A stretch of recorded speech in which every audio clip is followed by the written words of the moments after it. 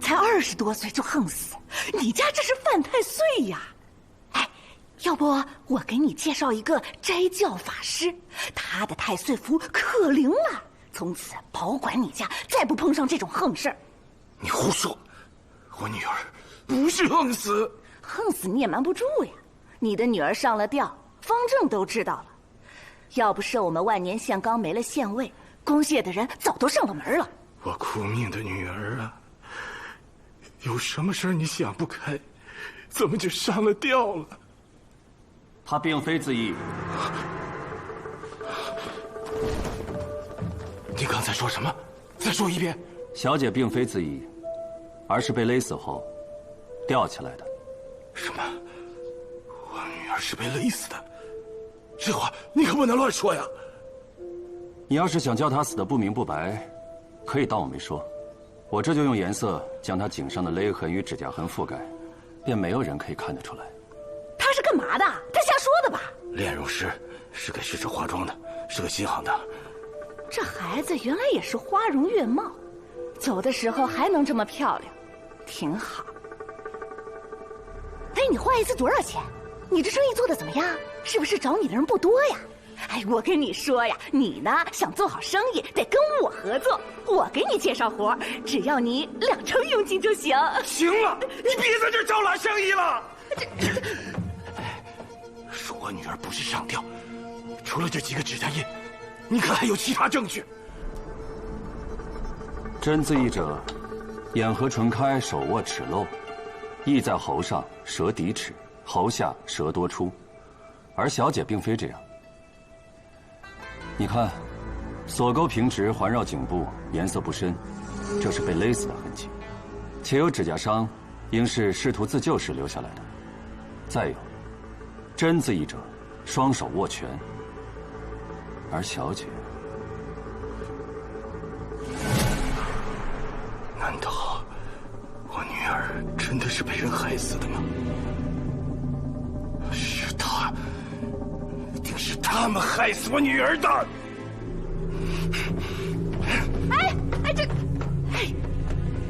主人他给你钱了没有？他去报官了，等仵作来了，会将妆容尽数擦掉，届时我再画，便收取2份钱了。哎，你是炼容师还是仵作呀？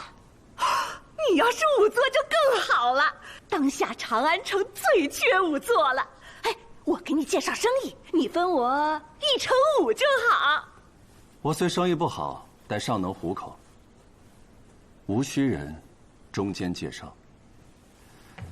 再有，佣金超过1成者，即被视为把持行市，你收得过高，会被判定为祸乱买卖，要挨板子的。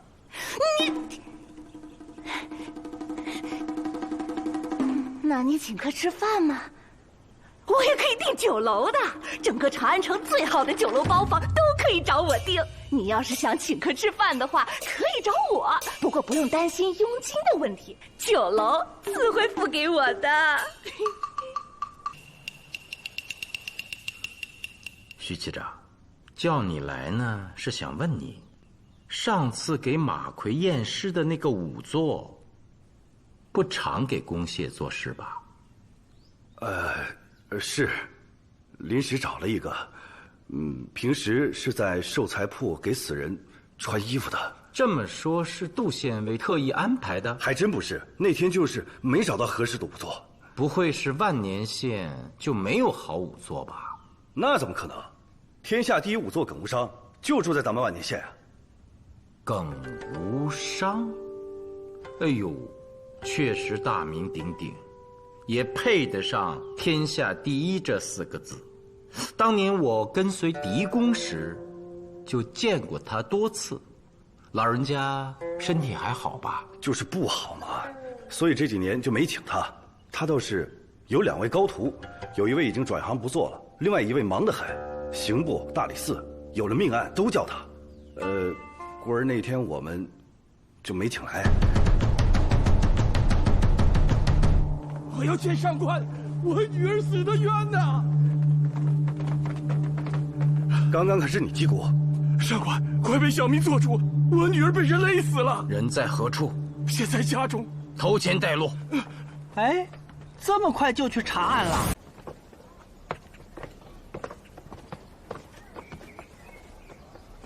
先生便是阴妖吧？炼容师，阴妖，画得不错，妆容精致。也要感谢你，并未用妆容之物盖住死者颈部的勒痕、指痕。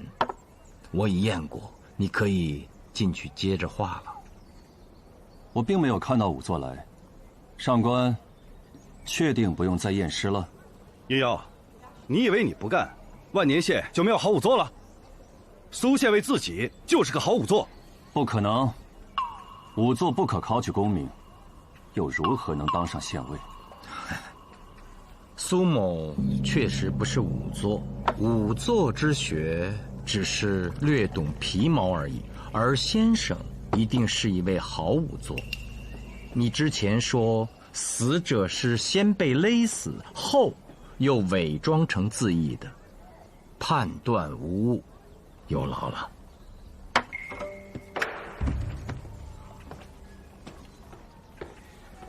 哎呀，死者的父亲对凶手已有所怀疑，他媳妇儿死得早，去年又娶，那妇人不本分，常趁他不在家与别人私通，曾被他女儿撞上过。昨日发现女儿吊死了，便称自己害怕，跑回了娘家，这太让人生疑了吧？我去找那妇人。如此甚好。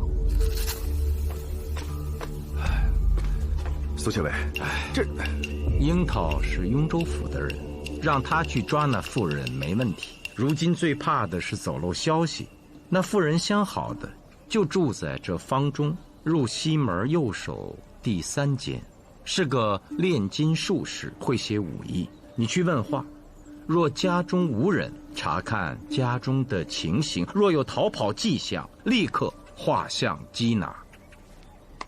明白。哎呀，其实此案并不复杂，关键在于仵作。这你都看出来了？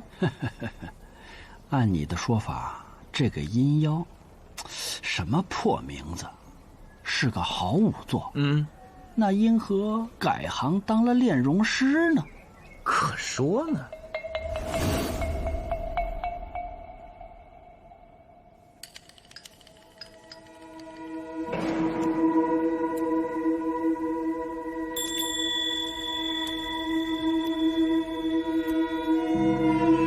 哎呀，就算是那个傲气的秦孝白来了，也得夸他画得好啊。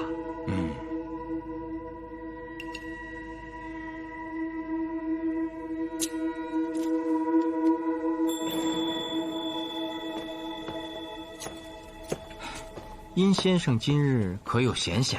苏某想请先生小酌几杯，交个朋友。今日没空啊？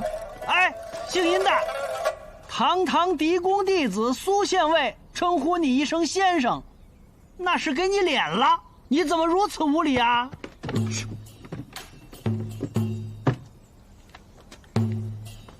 多谢苏县尉厚爱，阴妖尚有要事在身，今日真的没空，还请见谅。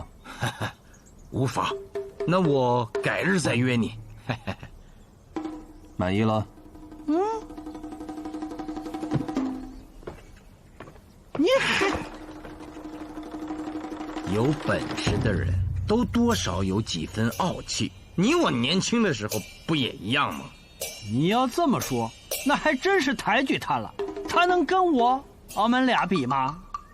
好，快点，走。苏县尉真是料事如神，这小子正要跑呢，被我撞个正着。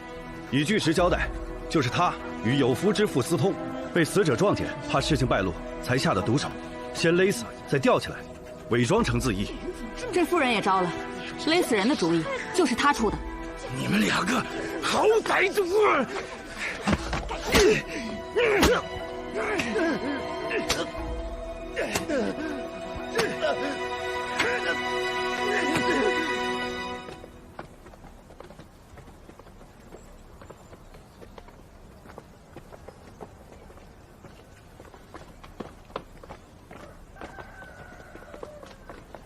按照徐骑长所说，这儿便是耿无伤的住所。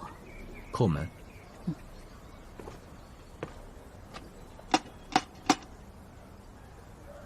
有没有人呢？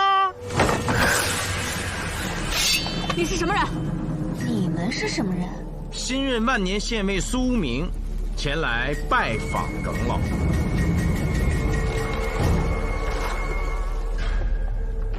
原来是公谢来人了，我这就去告诉我爹。你们请吧。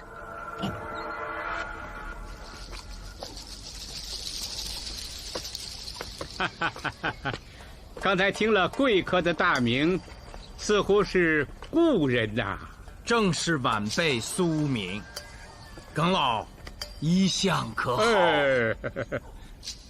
当年跟着狄公时，你还是个英俊少年，可如今宦海沉浮多年，又回长安做官啦。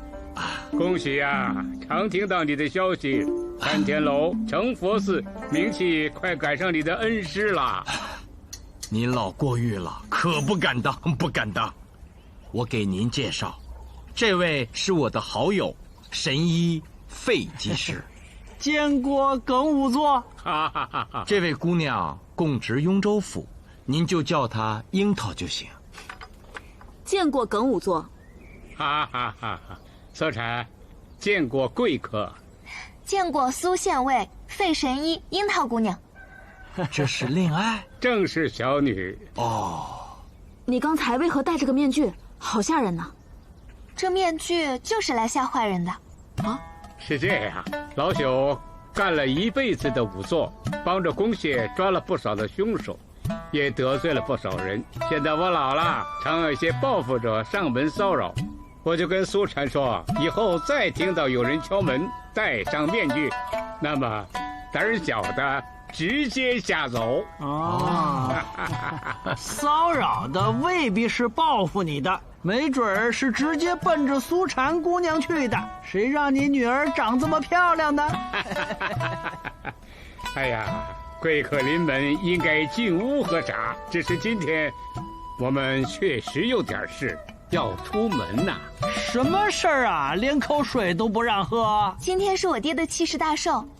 哦，师兄在杜康酒楼订了包间，为我爹办寿。请问你师兄如何称呼啊？订酒楼的是大师兄，叫钟世载；来拜寿的还有二师兄，叫阴妖。早就听说您老有2位爱徒，您说巧不巧？我们刚刚才见了阴妖。哦，你见过妖儿了？他是不是正在给死人化妆？正是，这是我到万年县碰到的第一个案子。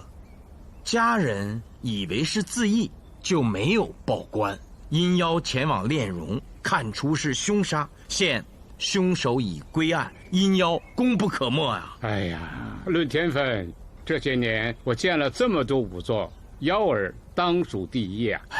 只可惜中途改了行，若是能重当仵作，哎。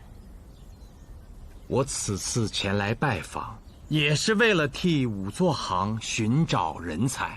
如您不弃，能不能叫上我们一起去喝杯您的寿酒？哎，请上我，你可不会后悔。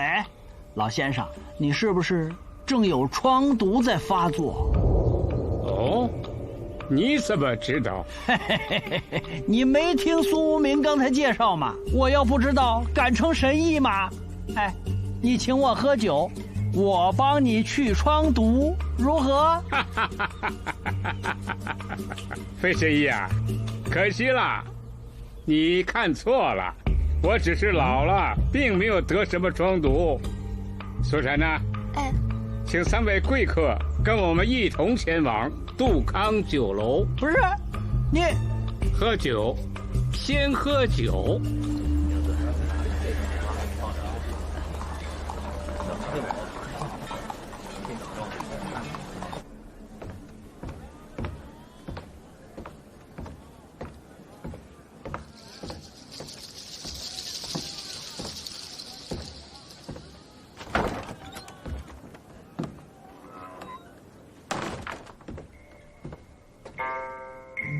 殷先生，没想到吧？又见面了。当着恩师的面可不能这么叫我。师傅，他们……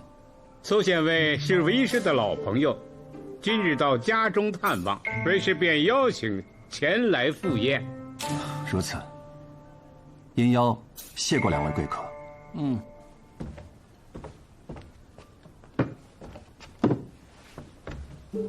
恩师在上，幺儿给您拜寿。好了，起来吧，坐。师傅，您老人家身体怎样？你不是3天前才来探望过吗？如此惦记，不如干脆搬回来住吧。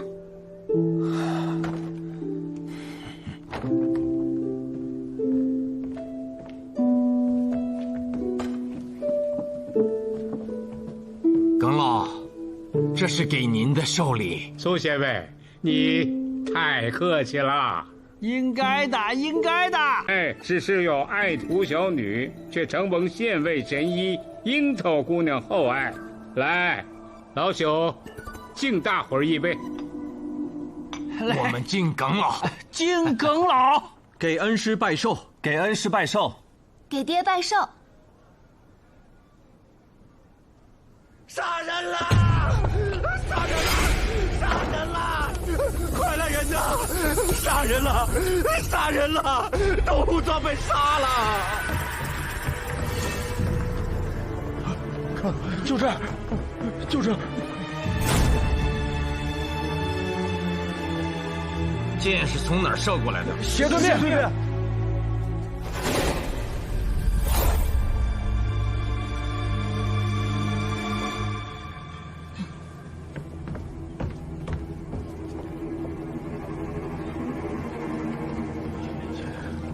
太惨了，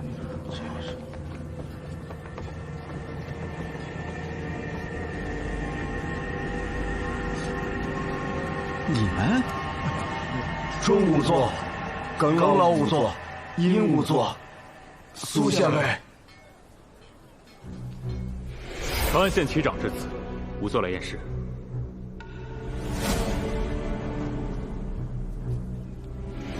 死者马奎，短刀割入脖颈，身近5分。你们都是仵作？有的人算仵作，有的勉强算，有的根本不算。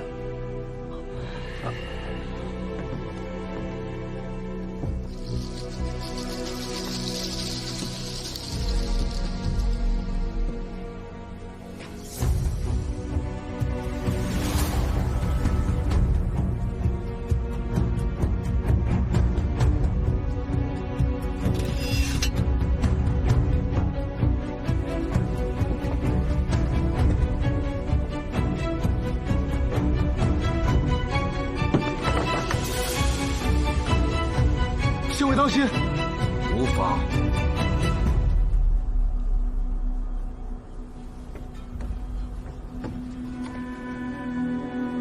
一见正中要害，此因无争议，无需验尸。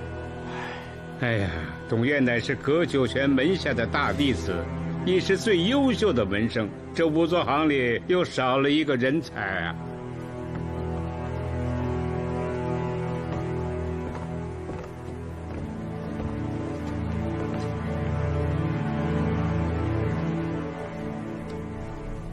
董兄，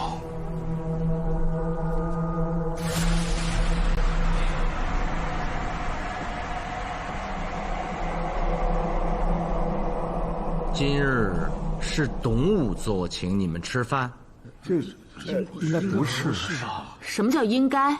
是就是，不是就不是。到底是不是我们也不清楚啊。不知道谁请客就来吃席，那你们是怎么接到的邀请呢？这个李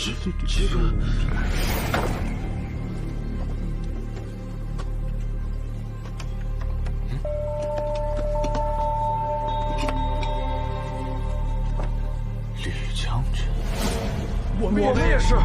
请柬何在？啊，在，我没带上。啊，这儿。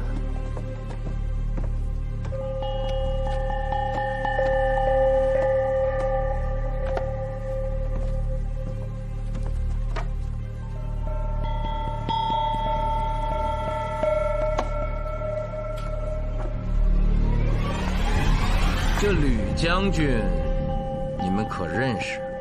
就是不认识。刚才我们几个念叨过，收到请柬时原本都不想来的，但看请客的是位将军，在长安城敢自称将军的，肯定非同一般，自然是大人物。如此抬举我们，不来岂不失礼呀？再有就是这杜康酒楼可是长安新晋最好也是最贵的酒楼，若不是有人请客，怎有机会来此一饮呢？我也是这么想的。哎，对了，董武作认识吕将军。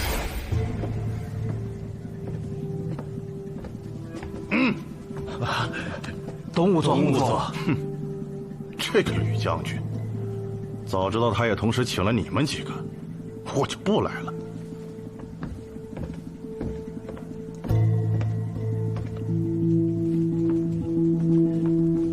照你这么说，董武作也不一定真的认识这个吕将军。后来呢？伙计就来上菜，说是有人吩咐过，申正时分，不管客人到没到齐，都准时上菜，好酒管够。再后来呢？才喝了1杯酒，董武作就嫌太阳晒着他了，然后就……都这个时辰了，怎么还这么晒啊？刚才窗户关着时倒是不晒，我帮您关上。用不着。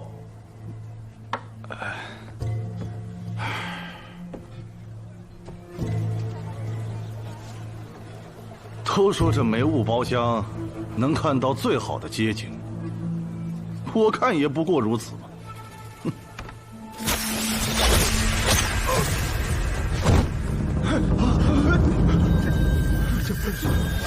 等等，刚才你说窗子关着的时候倒是不晒，对呀，那又是何人何时打开的窗子呢？这个想不起来了，应该是上菜的伙计顺手打开的吧。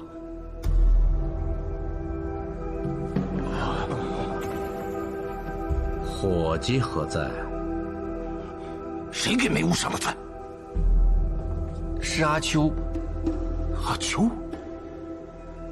这个小子可不地道，3天前偷吃客人的菜被我抓到了。我不是早就通知他让他滚蛋吗？他不是想好好干活，让您收回成命吗？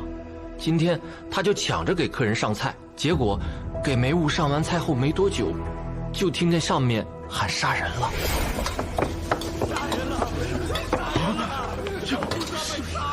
好像是梅雾。哎呀，说杀人了，去看看。不，刚才上官说要询问，让所有人都过来。我再去找他时，就不见了踪影。你可知阿秋住在何处？知道。去把他叫来。是。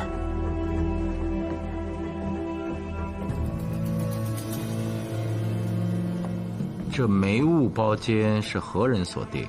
啊，是个叫吕将军的人。真名叫什么？那咱就不知道了。不是他来店里订的？是他订的，但来的不是他，是个预定郎。啊？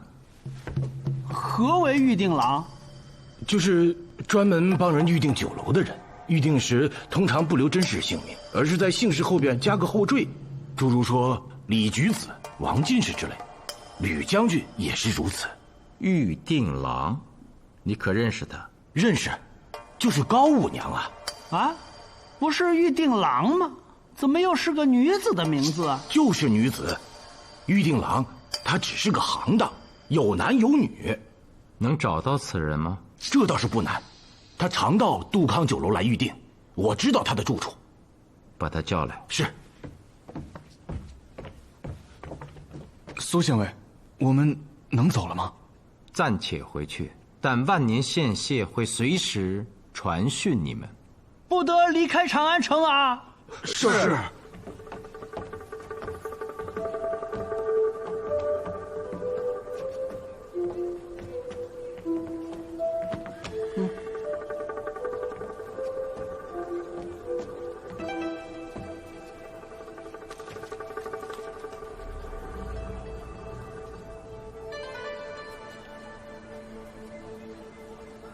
这里放的都是葡萄酒啊，虽然比不上云顶红那么纯正，但是能运到长安来，那肯定不会太差。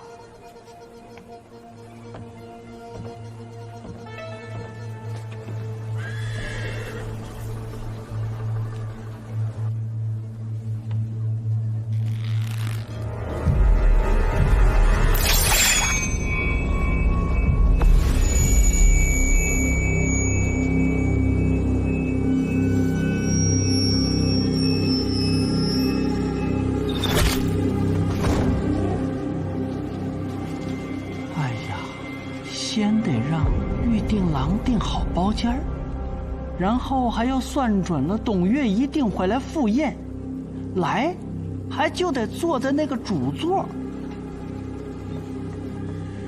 还需算准，彼时窗户是开着的，且董月会起身关窗，使要害暴露无遗。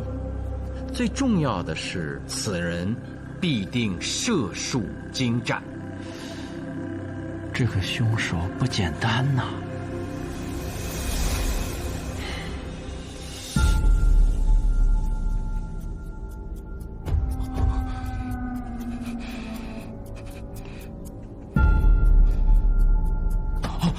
阿秋，开门啊！公谢找你问话。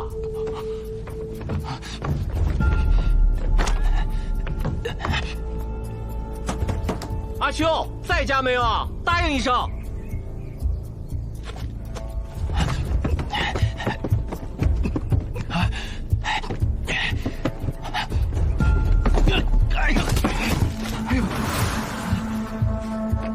哎呀！阿秋，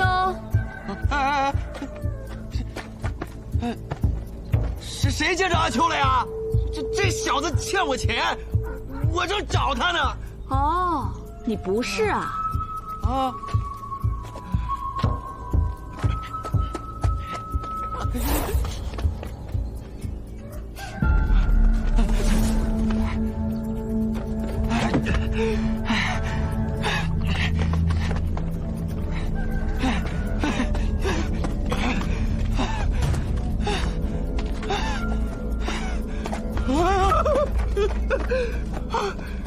你人是鬼啊！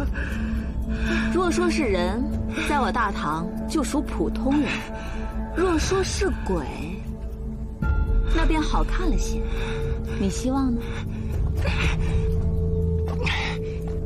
你个小娘子，别找不痛快！本大侠从来不打女人。可你却拦不住，本女人要打你。我。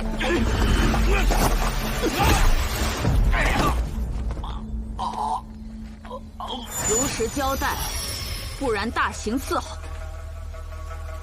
那天给客人上菜的时候，我就偷吃了一口，正好被老板看见，真是丧气。谁知晚上回家，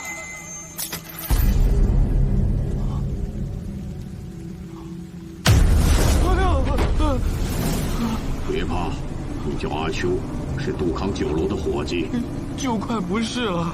因为偷吃给客人上的菜，对吧？你怎么知道？后天申时，梅坞包间有大人物宴请贵客，你照我说的做，你们老板自会留下你。信不过我，这个你总信得过吧？我本来是不想拿，只不过这100钱挣得太容易了，只要我上菜的时候把窗户打开就行了。没别的了？没有，我哪知道他是要杀人呢？我当时听到楼上喊死人了，我吓得腿都软了，我就赶紧跑了。我没罪吧？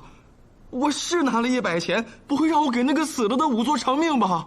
哼，因为贪财，你被凶手利用，导致他人被杀。我知错了。看在我阿秋这么些年老实本分，从来不欺凌老幼和女人的份上，你们就放了我吧。这难道不是你应该的吗？若是悔改，就该主动投案。你跑什么？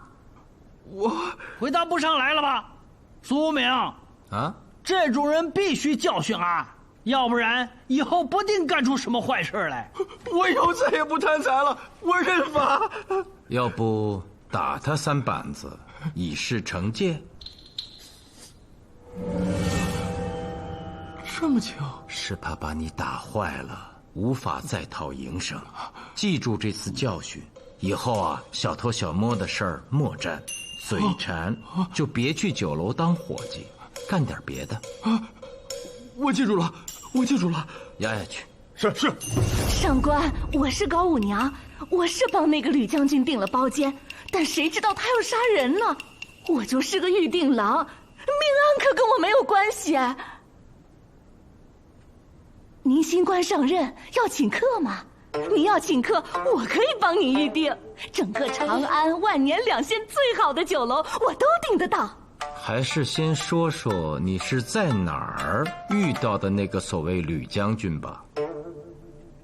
东市啊，现在生意不好，那天我在东市上逛了一整天，才遇到这一桩买卖。长兴坊的杜康酒楼，订得到吗？可以呀，您定哪一天？3日后，申正时分，我要阳面的梅坞包间，行吗？看来您有所了解呀。杜康酒楼最好的包房就是那一间，但确实难订，一排要排上7、8天以后呢。不过我有熟人，指定订得上。您怎么称呼啊？吕将军，和酒楼说，不用等客人都到齐，申正时分准点上菜，好酒管够。得嘞，来，拿着定钱。樱桃，带他去苏山殿，让喜君画像。明白。画像那感情好，不过可给我画的美着点。我看你是想的挺美，给你画像有何用？是给那绿袍大胡子吕将军画像，到时候你需把他的面部特征说出来，越仔细越好。啊，走吧。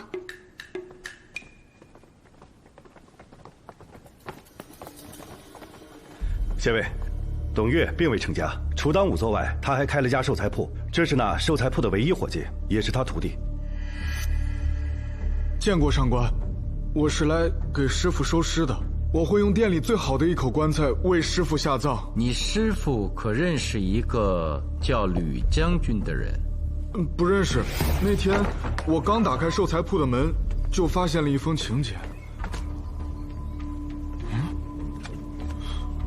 杜康酒楼，吕将军，莫非什么时候有过一面之缘？我怎么一点也记不起来了？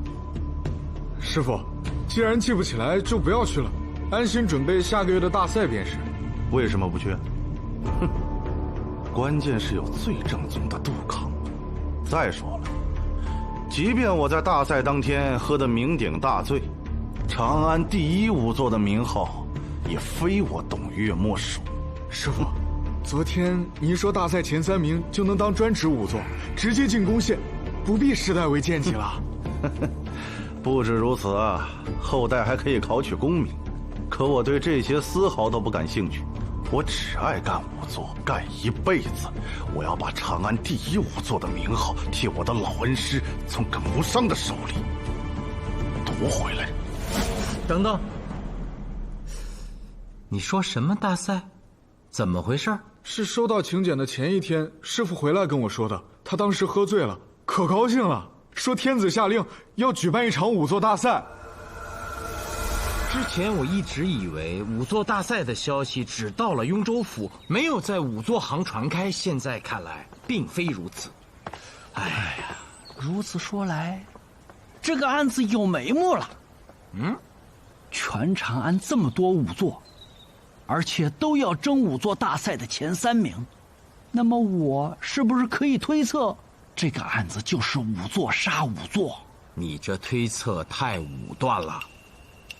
哎，走，跟我去耿无伤家。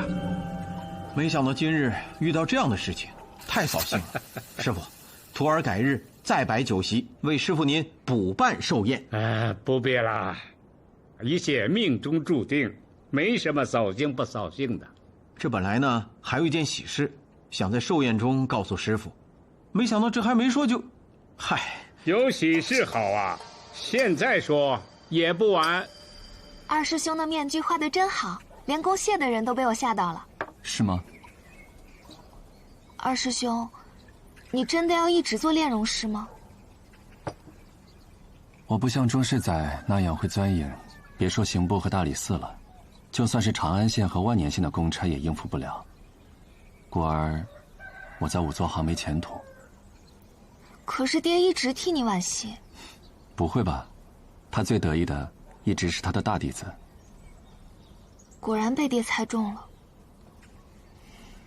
爹说，你离开仵作行，都是他的错。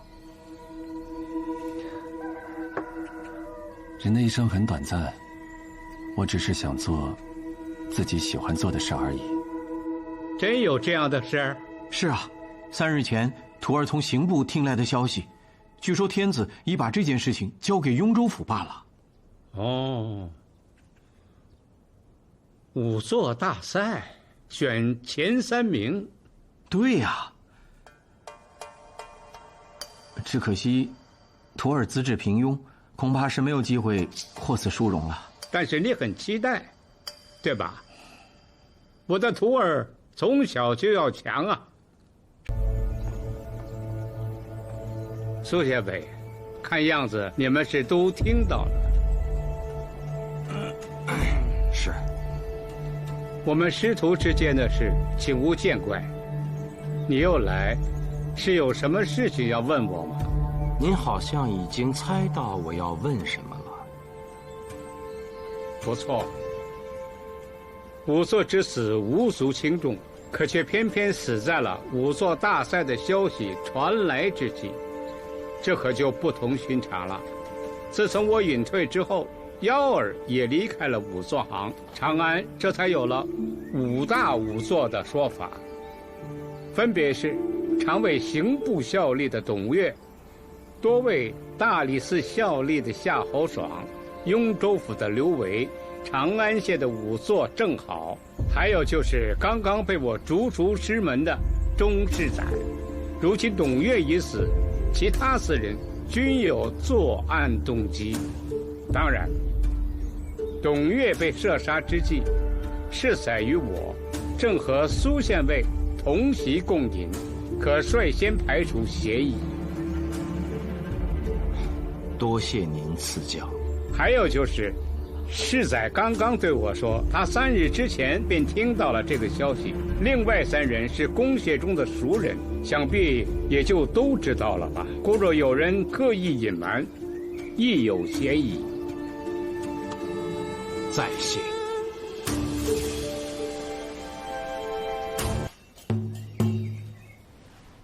哦，上任第1天就碰到这么离奇的案子？可说呢，此案确实棘手。哎，要不然这个案子你们雍州府拿去查得了。苏明，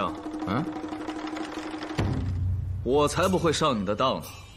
我这次来，本是想请你喝酒的，毕竟重回仕途，值得庆祝。可你有要事在身，本参军就先告退了。哎，别急着走啊，帮我出出主意。哎，你觉得那个耿仵作分析的有道理吗？当然有道理啊，不过可先排除仵作刘维，因为今日申时，他正在陪同本参军查案。这个思路好，可逐个排除。大理寺案子多，仵作夏侯爽你我都熟，也可以暂时排除。那不就剩下长安县的仵作郑好了吗？你做过长安县尉，那个郑好你难道不认识吗？何止是认识啊，他可是整个大唐最有底气的仵作，出自荥阳郑氏，5姓7家当仵作，这没法不让人印象深刻。我记得他祖上是窦建德手下的大将，善射术，百发百中。后来窦建德被太宗文皇帝给击败了，其祖上不肯投降，还以世家名门为傲，这把文皇帝给气的，就罚他们这一支世代当仵作。对啊，你也说了，他祖上善骑射。哎呀，是啊，董岳就是被那凋零箭给射死的，得查这个正好。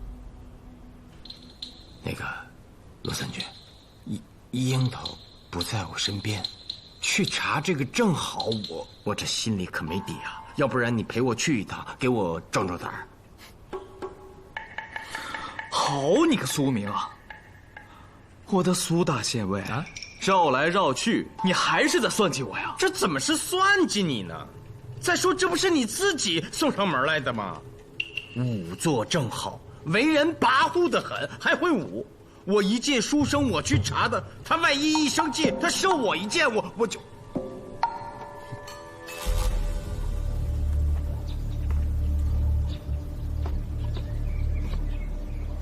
如果我没认错，是卢参军吧？怎么，苏县尉你难道不认识吗？认识，苏明嘛，仗着是嫡公弟子。从长安到万年，又当上了县尉。两位，何事登门？哎呦，这是正仵作打的猎吧？且都是一箭中的。那当然，我正好打猎，从不射第二箭。佩服佩服。啊，对了，正仵作祖上那也是一时的豪杰。那当然了。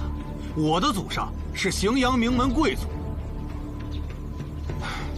只可惜跟错了人呐。哎，我说苏明，哎，你能不左一口一个仵作，右一口一个仵作的喊我吗？郑兄提醒是，这又不是在攻陷，应该兄弟相称。郑兄啊，我们此次前来是想讨杯茶喝，且有要事相告。哦，那屋里请吧。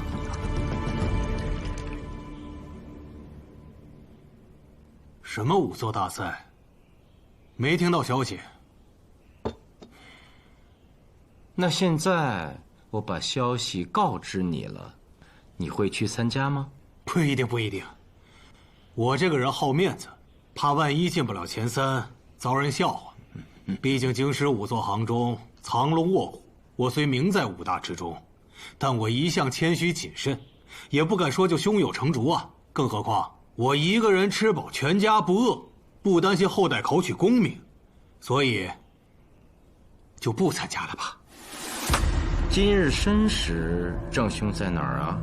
打猎去了，外边挂着的猎物，你刚才不是看见了吗？可我观那猎物不像是申时打的，从伤口的颜色和血腥的气味来判断，更像是一早打的。你这是在跟我卖弄仵作之学？正好，你的弓呢？你要干什么？你郑家以射术著称，想必弓是祖传，且是好弓。我想见识见识。怎么，怀疑上我了？何来怀疑之说？卢参军只是想欣赏欣赏你的弓而已。好，等着，我给你取去。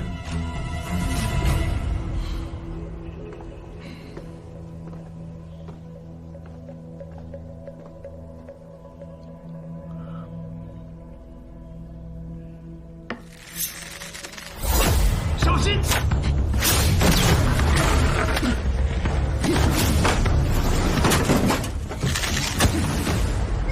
果然是你！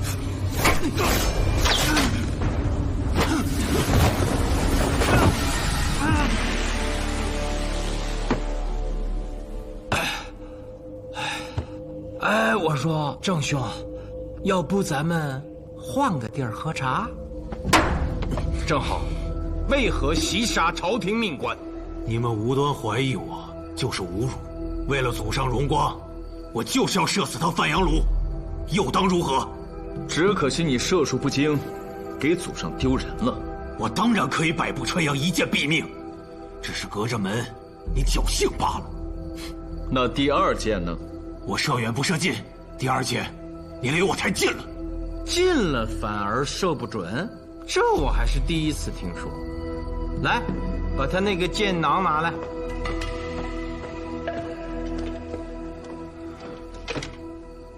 这箭囊用了好几年了吧？你是瞎呢，还是故意瞧不起人呢？看不出这是个新剑囊，这是我前天新买的。是吗？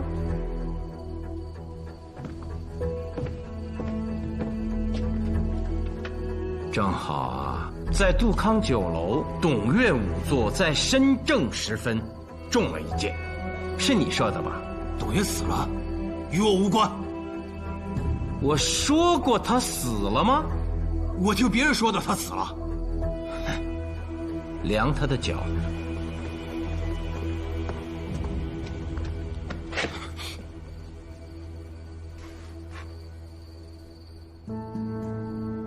长度正好，都对上。正好，在杜康酒楼的对面，酒库2层，我们发现了凶手的脚印，跟你对上了。你还有何话要说？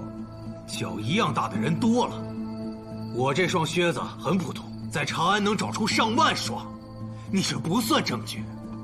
刚才你说这是新剑囊，在我大唐，万事皆有规制，一个标准的剑囊收剑30支，你的剑囊价格不菲，这样的剑囊往往配送新剑，而你的剑确实是新剑。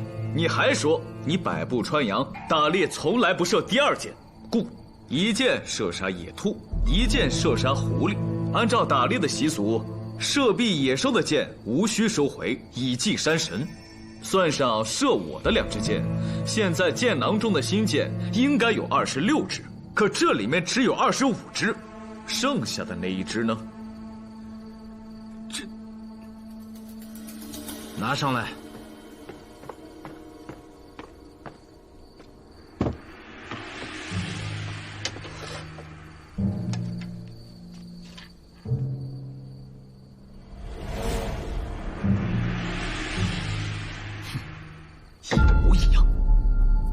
射杀董月的这支新剑，原本就在你的剑囊中。武艺兵器之事，你瞒不过卢参军。我在山上打猎，申氏还没回来呢。可有证人？山间的野兽、飞禽，可为我作证。哼，苏协卫，你无需再跟他废话，大刑伺候。但我觉得像他这样的人，在公械上打根本没用，给我拉到东市上去打，让全长安的人看着他挨打。士可杀，不可辱。你还是别脏了这个士字吧。都愣着干什么呢？拉到东市上去打，打完拖到西市接着打，继而鬼市。是。走，等等！你们杀了我吧。董月那厮是我射毙的，我认了。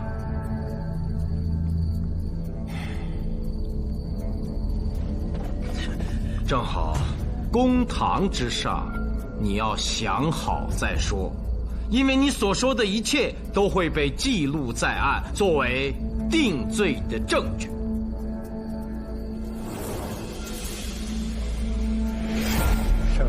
甚好，各位上官，有礼了。我们干一杯。哎，董月，你难道没看见我吗？哼，看见了，一个仵作，干嘛总跟当官的混在一起？我们同为士族之后，我管你祖上是谁。你现在不过就是个仵作，还是一个技不如我的仵作而已。好你个董月，你给我等着！这件事发生在半个月前，我都快忘了。可是昨日，长安县有一个案子，同时2处发现尸体，我跟钟世载分别验尸，正在切磋验尸所得。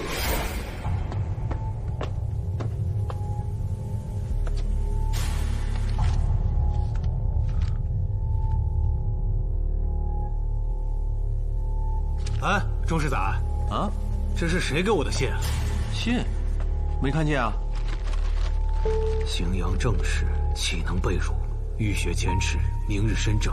高昌酒坊后院仓库2楼窗前，弯弓搭箭，设杜康酒楼之霉物，可报大仇。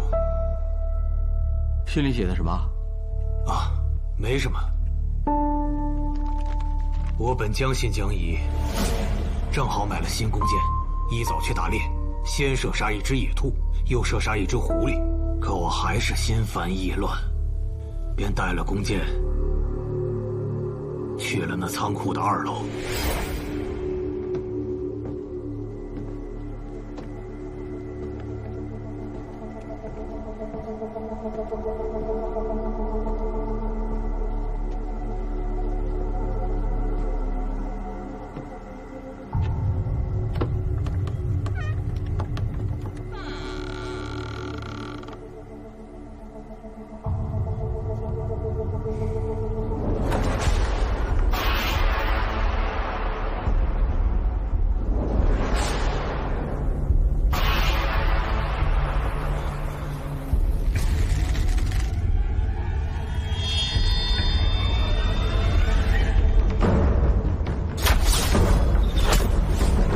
射杀董月，不仅是为了报仇吧？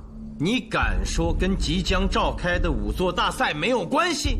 那当然还是有些关系的。我的祖上跟错了人，以至于让文皇帝贬为贱籍。到了我这一辈，我已经做到了长安5大武作，通过这次大赛就有可能摘掉贱籍。要再射杀了董月，那把握可就大多了。毕竟姓董的武作之术确实高超，在我们5人之中，当属第一。那封信呢？在我身上。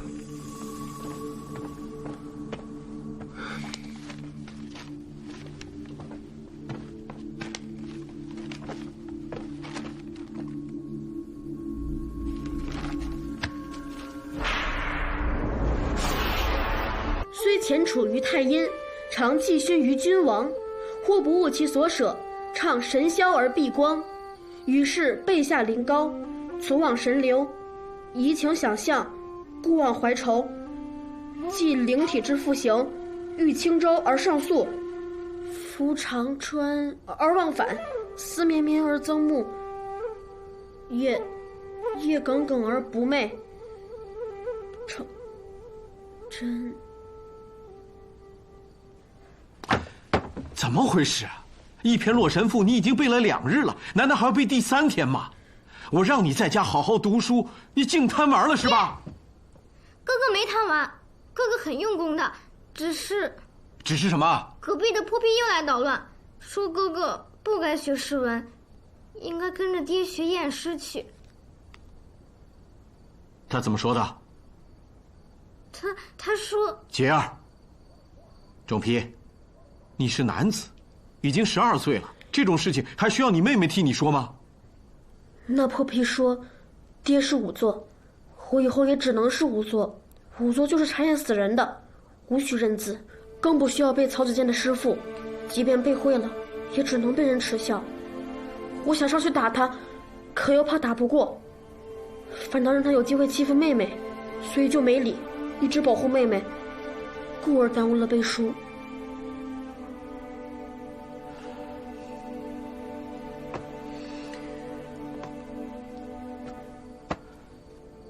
说得很清楚，生子如此，为父心满意足了。杰儿，你也过来。爹爹啊，告诉你们一个好消息，用不了多久，爹爹就是公廨里的人了。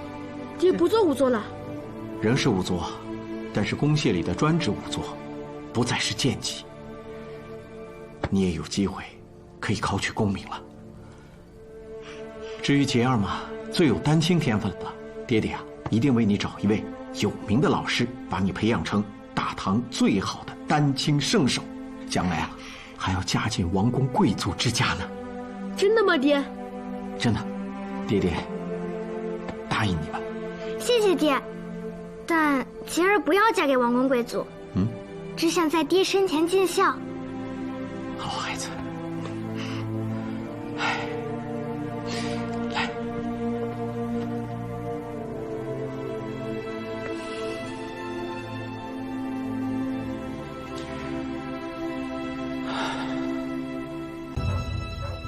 老头子，咱家最近啊，怕是有喜事要临门喽。为什么这么说呢？你不知道，咱闺女呀，今天在大街上捡了一袋子的钱，数了一下，一共啊7749枚，这是多么吉利的事儿啊！哎，咱闺女不是正愁嫁呢吗？我想啊，这一定是天赐良缘要降临了。哎呀，别美了，赶快熄灯睡觉吧。45、46、47、48、49。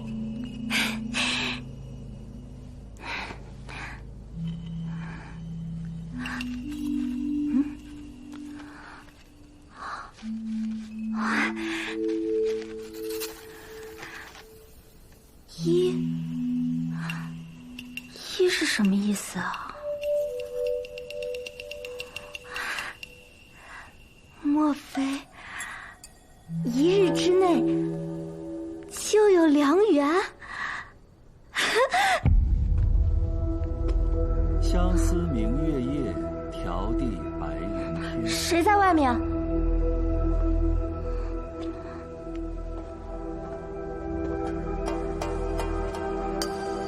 郎君，你是谁啊？我们是不是见过啊？相思在万里，明月正孤悬。啊！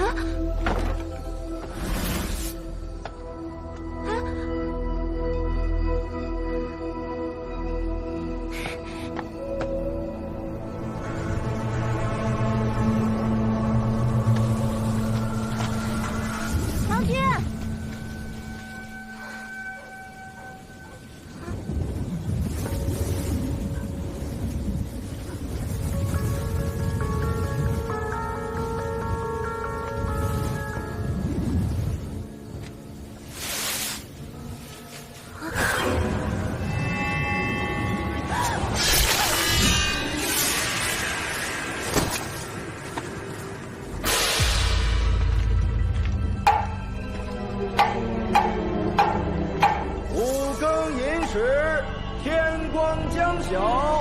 小心火烛，平安至早。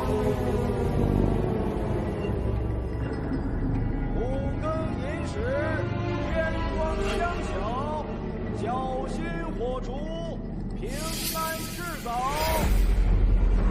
寅时，漏断人际，星垂四野，亦迷离，天地浑茫，兮未息，故刺客杀人多选择在这个时辰。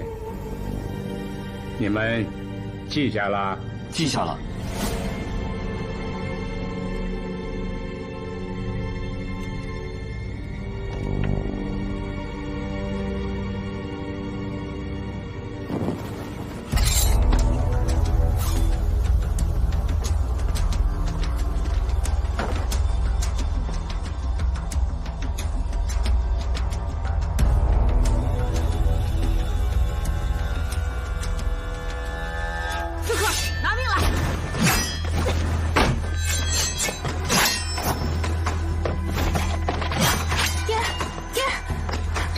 别出声！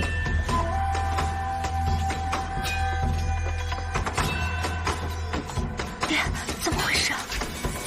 我只盼着刺客他不会来，可是没想到他还真的来了。董月之死，谋者何人？爹已经知道了。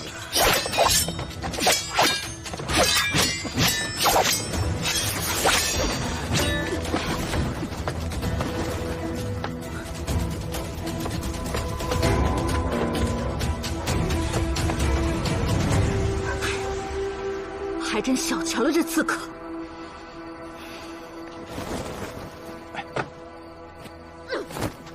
谁？何方盗贼，胆敢闯入我宅？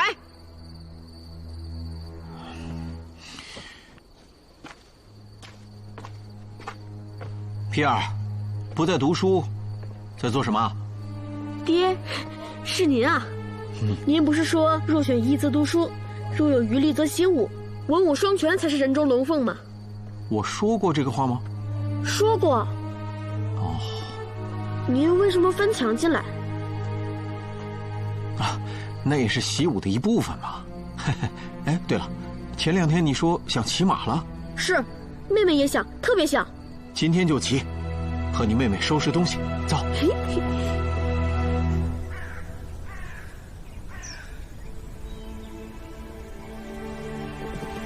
驾！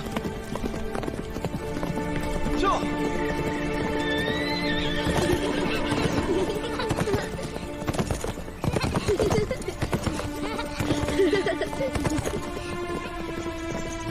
跳！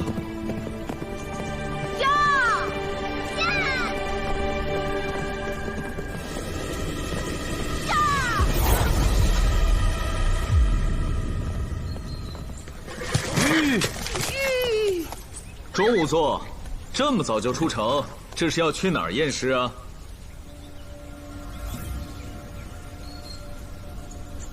我在教儿女骑马。卢参军，请让一让。我若是不让呢？那我只能从你身上踏过去了。好，来吧。你凭什么拦我？我若没有理由，就不会拦在这里。皮儿、杰儿，今日骑马高兴否？高兴。高兴。记住爹爹和你们说的话。长大以后，一定要成为人中龙凤。是。带妹妹回家。爹。皮儿，回家。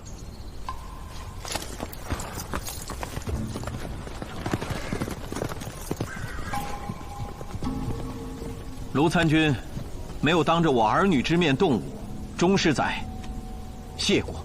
利用正好杀害董越，一箭双雕，以确保自己在武作大赛上能够获胜。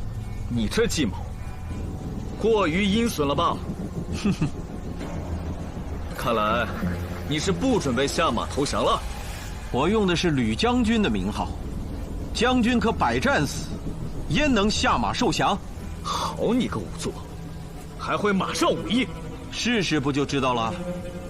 2年前，听说右金吾卫中郎将在鬼市力破幽冥寺怪，用的是3节枪，好生羡慕。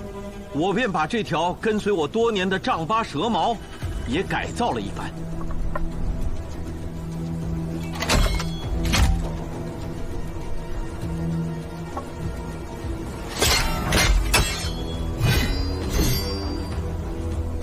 出身为奴，从小拜师学艺，成为仵作，才从奴籍变为贱籍。但是我从没有一天放弃习文学武。今日你若胜我，算你有本事；但你若被我一枪挑于马下，那么一国藩邦从此便多了一位领兵打仗的钟大将军。好一个钟大将军，为了自己能出人头地，要反叛于我大唐吗？少废话，策马过来吧！驾！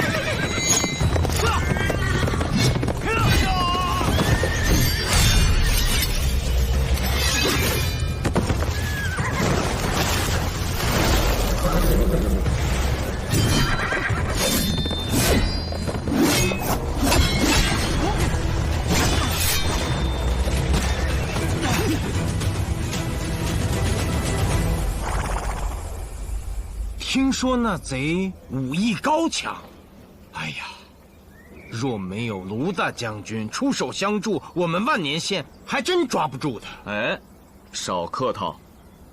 薛环已经先行入方立案了，本参军就不陪你审案了。告辞。罗凌风，师弟，多亏了有你，愚兄在此谢过了。希望万年在苏少府的治下日夜长安。长安万年。我无罪，苏县委，狄公他老人家抓人可是讲证据的。钟仵作自认为高明，觉得没有留下任何痕迹。是又怎样？没有实实在在的证据，我是不会认罪的。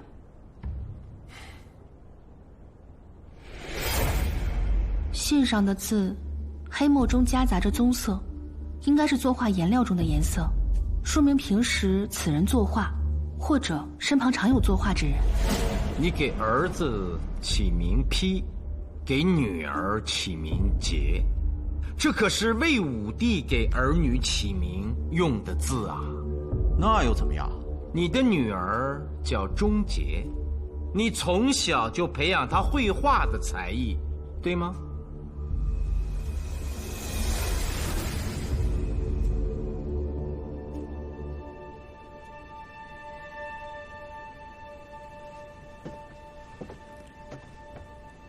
钟洁，你画得很不错，只是姐姐疑惑，画案如此工整，是怎么做到的？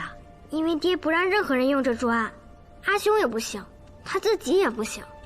那你爹平时在哪里写字啊？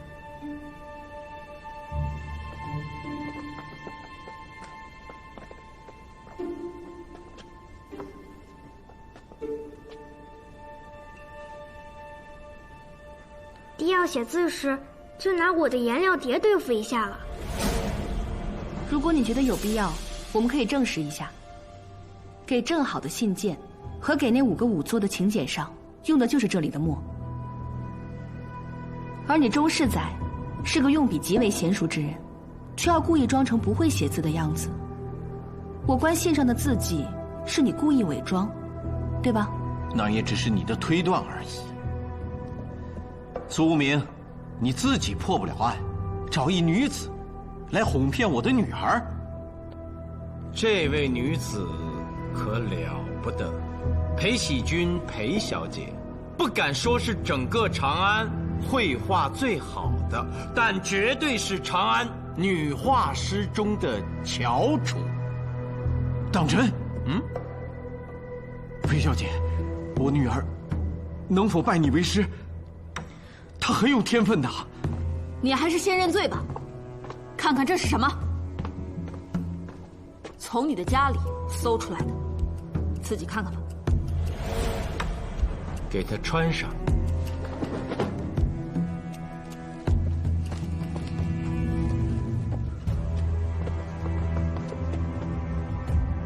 来，看看这个。这是何人所画？裴小姐根据高五娘的描绘所画，这能算是实实在在的证据了吧？裴小姐，收吉儿为徒吧。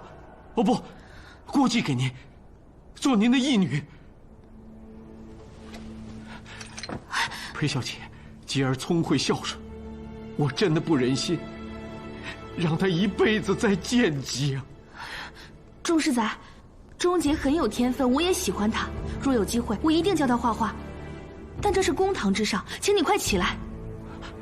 钟世载，你深爱着自己的孩子，但这不是你犯罪的理由。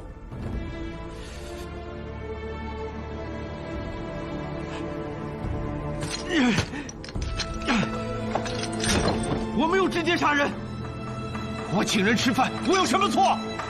正好报复杀人，与我何干？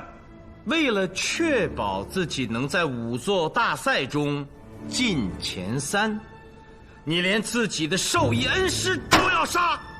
钟世载，你还犯过哪些罪行？如实招来。我没有。耿老早就料到，当年我见到他时，他一身是血，身上还多处受伤，一看便是与别人拼杀时留下的。我妻已死多年，并未给我留下子嗣。钟世载是我收下的第1个徒弟，我对他就像对亲儿子一样待他教他，但终有一天我发现他并不适合做仵作。就是因为他少时杀过人。干我们这一行的，经常跟死人、凶器打交道，看到的、感知到的，亦会激起一个人的杀戮之心。现在你明白耿老为何要将你逐出师门了吧？钟世载的仵作之技，虽说能够排在长安的前列，但是并没有把握进入前3。他为人极其精明，他最擅长是借力打力，更善用诡诈之计。故当我发现董岳之死没有那么简单时，我就怀疑上他。他以为一气除掉董郑2仵作，便可确保自己进入前3甲。我谎称自己要参加仵作大赛，并且提前写好了这个，等他来。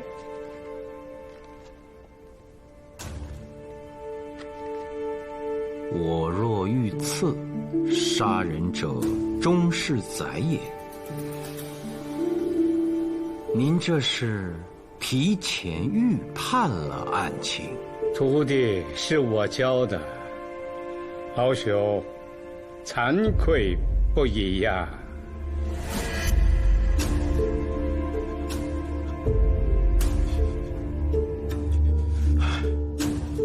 我昔日为奴，却有幸随小主人读书习武。小主人愚钝，或者说就是一个傻子，无论是读书写字还是马上马下的功夫都不如我。主人因此生气，常常打骂我出气，我只能一直忍耐，只为了可以继续读书。但是我的忍耐并没有换来善待，主人越发残忍，几次险些打死我。我忍无可忍，就杀了他们一家3口，又伪装成盗匪夜袭。我自己也受了伤，才骗过了捕贼官，逃了出来。活到了今天，师父说的对，我早就厌倦了做一名仵作，因为我每次看到死人、凶器、杀人现场，我就会想到曾经的自己呀。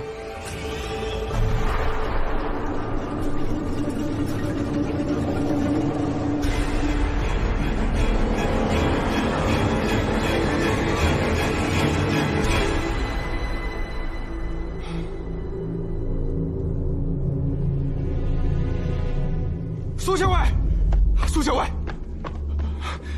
发生一起斩首案，死者是一名年轻女子，身首异处。何须验尸？仵作钟世载在此。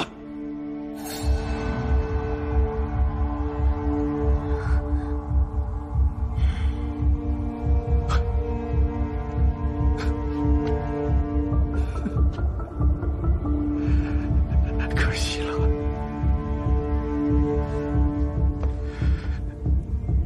做仵作的机会也不再有了。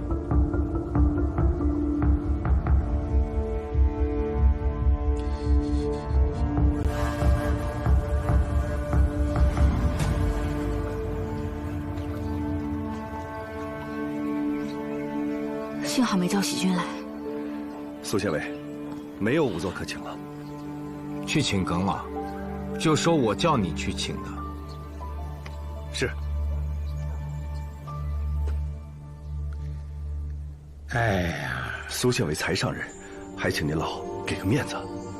不是我不给面子，你看我是又老又病，真的出不了门了。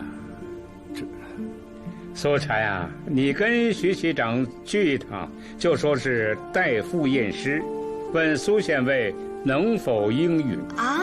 怎么？你不是一直希望自己做个仵作吗？可我是女子，能做仵作吗？哎，女子验女尸比男子更为方便。再说，苏无名是狄公的弟子，自不会因循守旧，也许正可成全你。拿上我的验尸箱，去吧。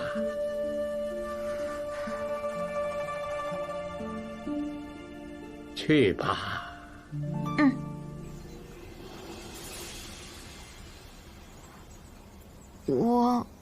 我以前没验过尸。每个人都有第一次，请吧。苏县尉真的允我验尸？耿老既然让你来，想必你已得到他的真传。另外，樱桃可以帮你记录。如此，有劳了。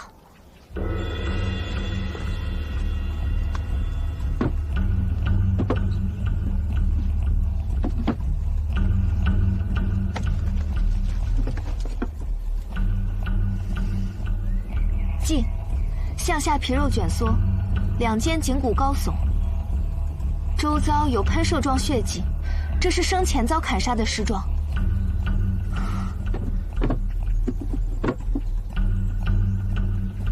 头颅在肩膀右侧4尺，头颅断面平整，可与躯体接上，故推断应是被刀剑之类的利器所砍，且杀人过程为一斩而就，应即刻寻找亲属辨认尸体，确保身手为同一人。丧命时间，观伤口应该在亥时，最晚子初时分。苏县尉，我不知道还需要验什么了。验得很仔细，思路清晰，判断无误，未来必是可继承耿老衣钵的好仵作。徐期长在，按仵作所言，立刻去寻找死者亲属。今日仵作苏禅可得最高验尸费用。另外，未来万年县需要请仵作时，均可请苏禅。是。苏禅，你不错，一点都不比苏县尉验的差。恭喜你成为女仵作。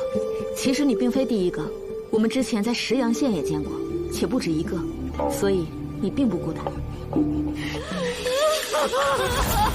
尸体都看过了，能确认身份吗？就是我的女儿，昨天还好好的。都怪你，孩子捡那点倒霉的钱就应该扔出去，你倒好，还当什么好事？捡钱？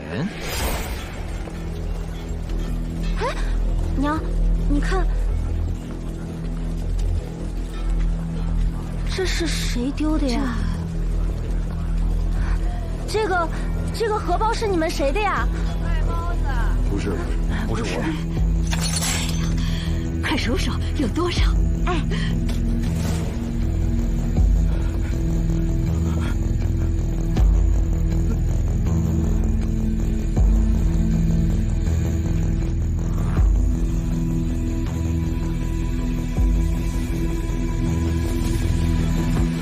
有没有见过一个钱袋子，大约这么大，红色的？见过。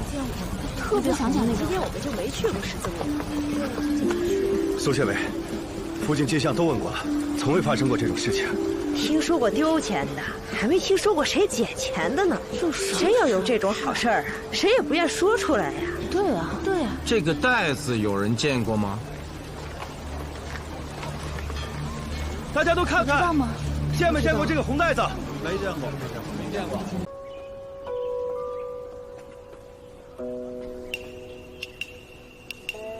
从这后门出去不足20丈，便是案发之地。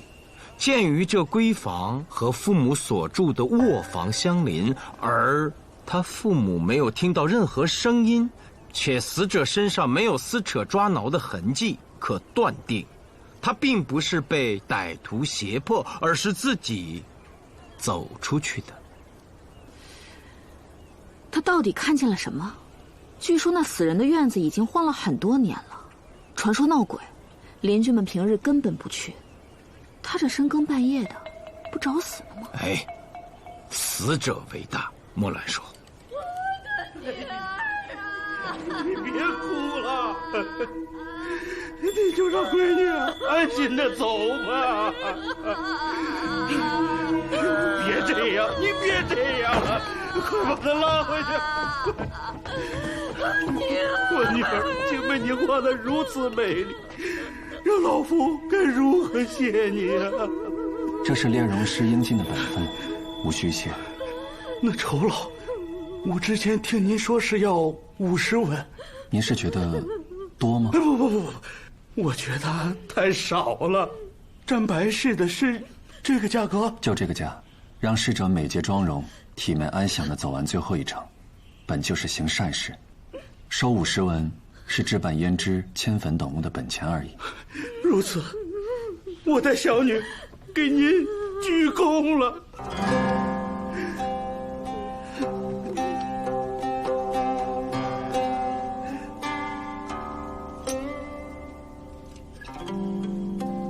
画的是真好。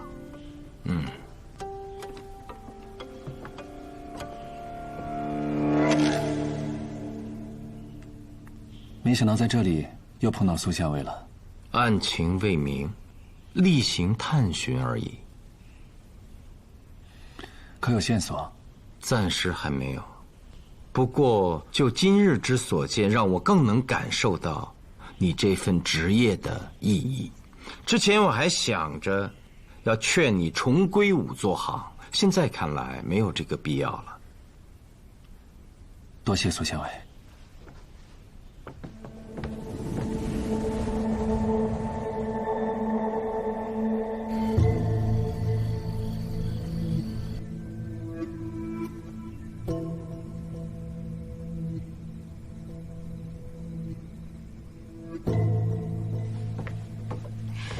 最近苏山店的生意很好，到了月底又可以分钱了。真的？但我最近一直都没在店里帮忙，怎么好意思跟你们一起分钱？再说雍州府给的俸禄不少，我都花不完，减掉我这个人头吧，你们分。哎，我说苏无名啊，瞧你垂头丧气的，怎么，缺了我老费的支撑，你这个县尉当不下去了吧？别说风凉话了。哎，对了，你久在民间，见多识广，过来，帮我看看这是什么东西。什么呀？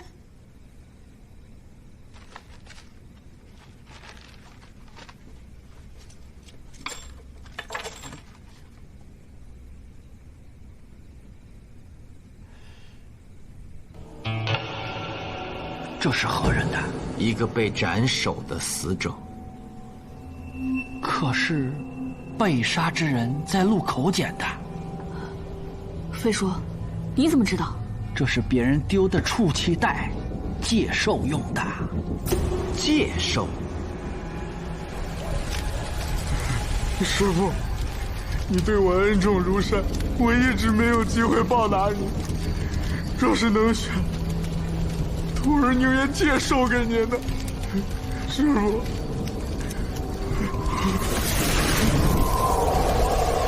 师父，这是您的在天之灵来收钱了吗？师父，一路走好。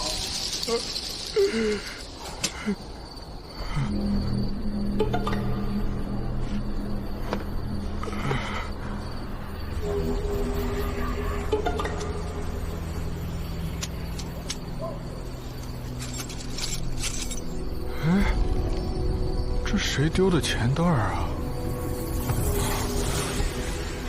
这种事儿在鬼市时有发生。一个人将要死去，而他身边挚爱他的人不想他死，就装一些钱在储气袋中，扔到各个路口。若有人捡到，就等于是把自己的寿命借给那将死之人了。但是把捡钱的人杀了，这可不是借寿啊，这是抢寿啊。这在鬼市中都极为少见。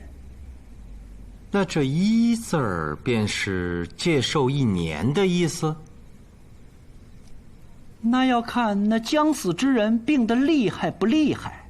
若是很厉害，哪怕借1天也是有可能的。借寿1天杀一人，这也太残忍了。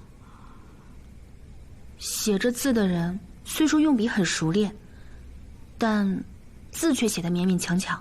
哦，义兄，你看，他的收笔很用力，一看就没有先生教过。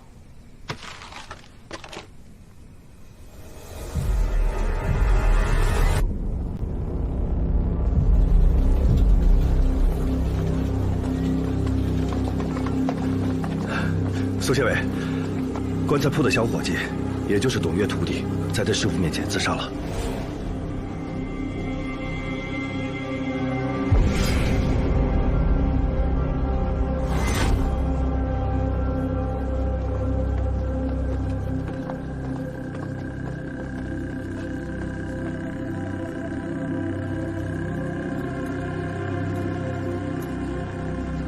这把剑啊，平时就放在这儿，据说是辟邪用的。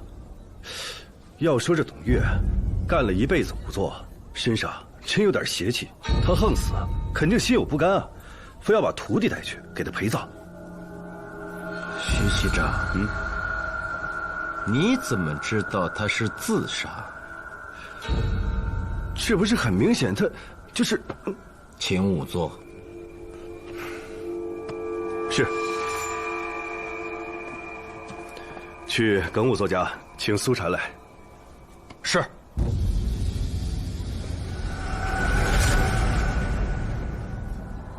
那个红袋子是谁放那儿的？哪儿？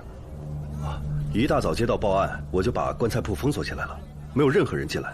这应该是原本就在那儿的吧？樱桃，来数一数。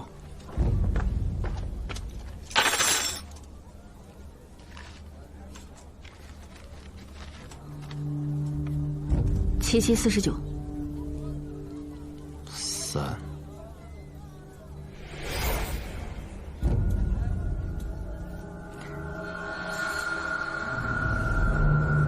验，死者口眼张开。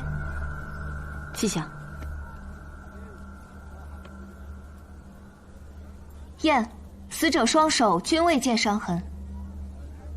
需分开记录。哦，我的错。验，死者左手未见伤痕。记下。验，死者右手未见伤痕。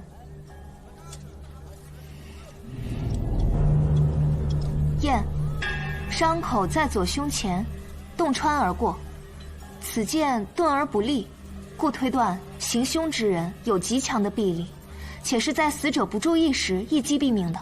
你怎么确定是有凶手？为何不是中邪自杀的呢？若是自杀，以死者的臂长根本握不到剑柄，若握住剑身刺入并洞穿其胸膛，那么手掌必然会留下伤痕。更何况以此剑之钝，绝没有此可能。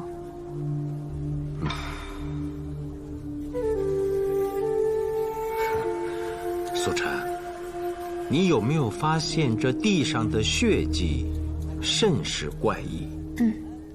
我也发现了，正准备仔细检查。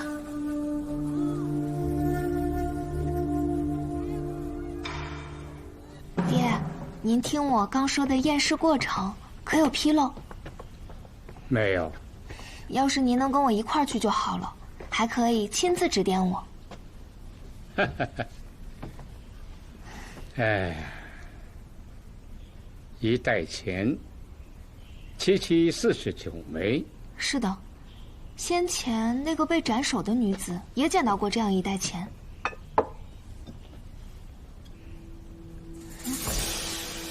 哎，别动，我自己充。这袋子里装的是马钱子。啊，马钱子？爹，您把这剧毒之物放这儿干嘛呀？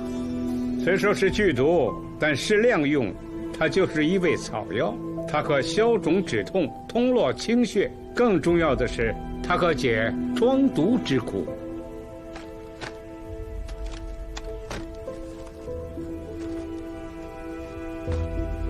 原来爹一直在用它治疗疮毒。哎，只是为了缓解一下疼痛而已。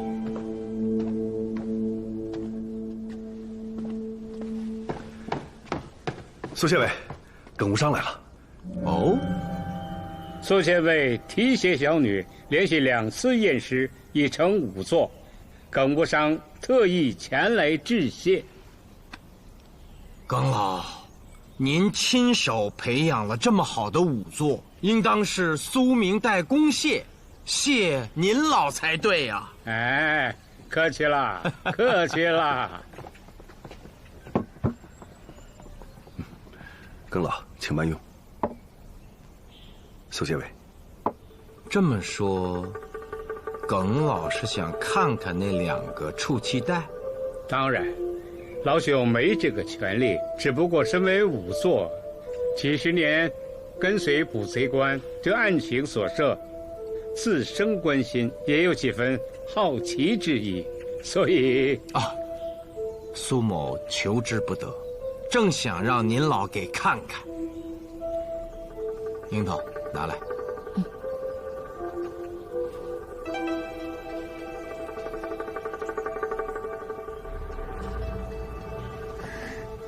爹。7749，这是个极阴之数啊，正好镇压了死人的灵魂。杀人借命，并非前所未有。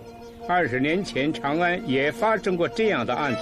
一个商人受方士的教唆，为给父亲借灵延寿，连杀4人。出气袋中分别写了1369的数字。当时我记得幺儿还是个不到10岁的孩子，刚进师门，协助我验尸时，吓得直哭。时任县尉杜审言根据公廨验尸所得，很快就找到了凶器，锁定了嫌疑人，抓住了凶手。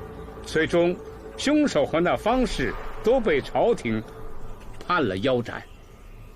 这借寿邪术不过是权贵用金钱买命的把戏。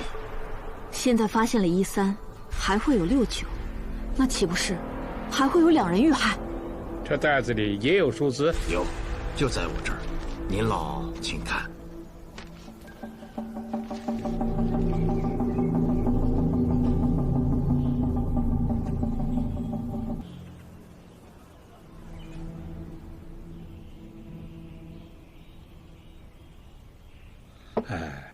我老了，干了一辈子的仵作，临了却要破坏仵作行的行规了。师父，何出此言？仵作之法在于口口相传，而忌讳记录成书。知道为什么吗？这个我听您说过，因为自古损伤尸体都是大忌，一旦成书，就会有人照着书去找尸体练习，便有了损伤尸体的可能，故仵作行不离文字，成千年行规。这3年来，老夫将全部心血熬成了凝尸记，你们说是对还是错呢？我以为是对的。若不将验尸的记忆白纸黑字如实记录，有些记忆将会失传，这何异于后人寻觅真相、伸张正义？看来你们是都支持我了。只是如今老夫遇到了难处。在我的构想中，这凝尸记全书20卷，10万言，如今已写到了最后一卷、最后一篇，却想不好该以什么内容为此书的收尾。幺儿啊，你给出出主意。我，徒儿哪有这本事啊？你过谦了，你几岁大就到了为师身边，虽说不认字，却极为聪颖，甚有资质。至于书中所记，古人传下的红伞验尸法、梅饼验尸法，为师都是在你的协助下完成的。开坑蒸骨法，更是源自于你的主意。哪里，此法乃恩师所创，我那顺口胡说的，又算得了什么呢？哎，为师真正独创的，唯有9毒验定法。9毒验定，这是你离开之后，我以前人所传为基，结合平生验尸的经历所得之法。幺儿，想学？啊，我已退出仵作行了，师父所著的凝尸记，我便没有权利读了。不见得，若我邀请你作为此书的合著人呢？啊，师父，你说什么？我今天让你来家里吃饭，就是想告诉你，我想将这部《凝尸记》署名为你我师徒合著。这怎么行？这是恩师的心血，我怎么能贪功？哎，二师兄，你就别推辞了，爹早有此意。当年刑部和大理寺找爹要人，爹推荐的都是大师兄，其实不是因为看不上你，而是爱惜你的天分，想让你多留在他身边几年，协助他一起完成这部书。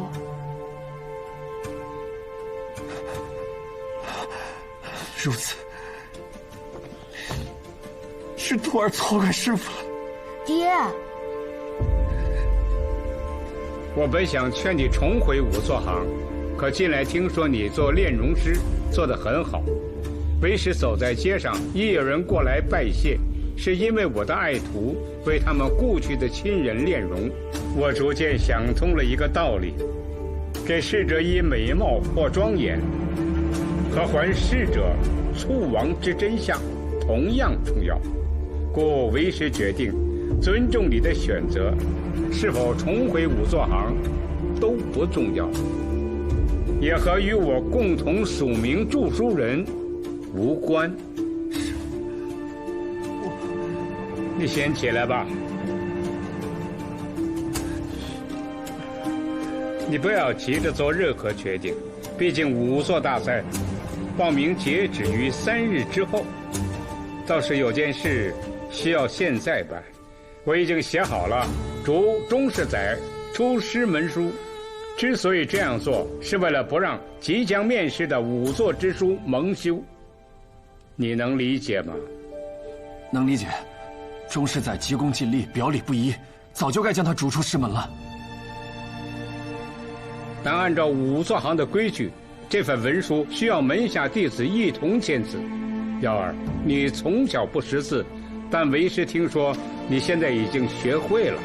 是啊，离开仵作行3年，我除了做炼容师之外，一直在读书练习写字。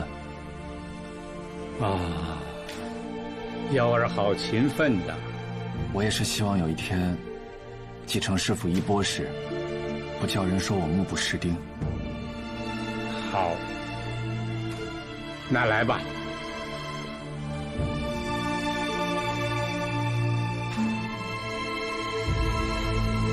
你看，为师已经落款，苏产也签了名字，就差你了。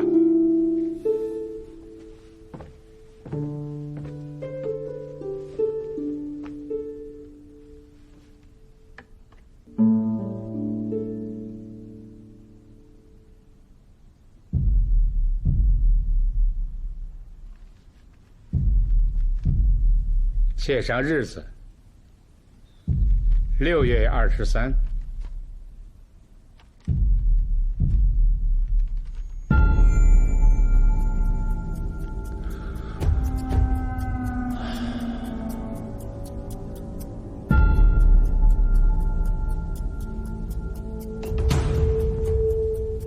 师傅，您怎么了？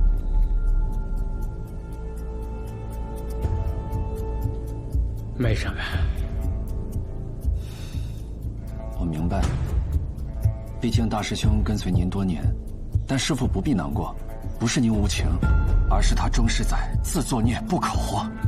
我已经想好了这最后一篇写什么了，就写仵作为何不能杀人。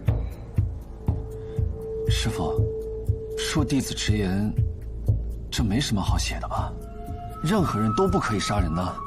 您再想想，一定有比这更好的篇章，视作《凝尸记》的结尾。可为师这身体……您放心，您的手还有呢。你怎么知道？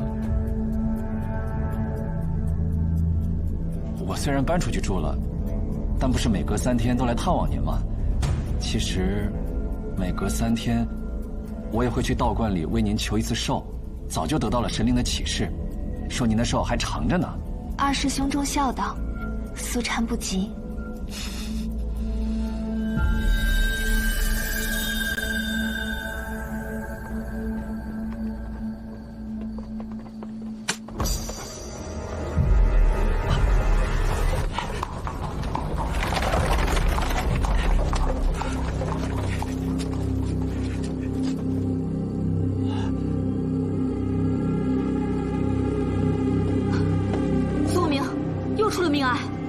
乞丐，也捡到了出气袋。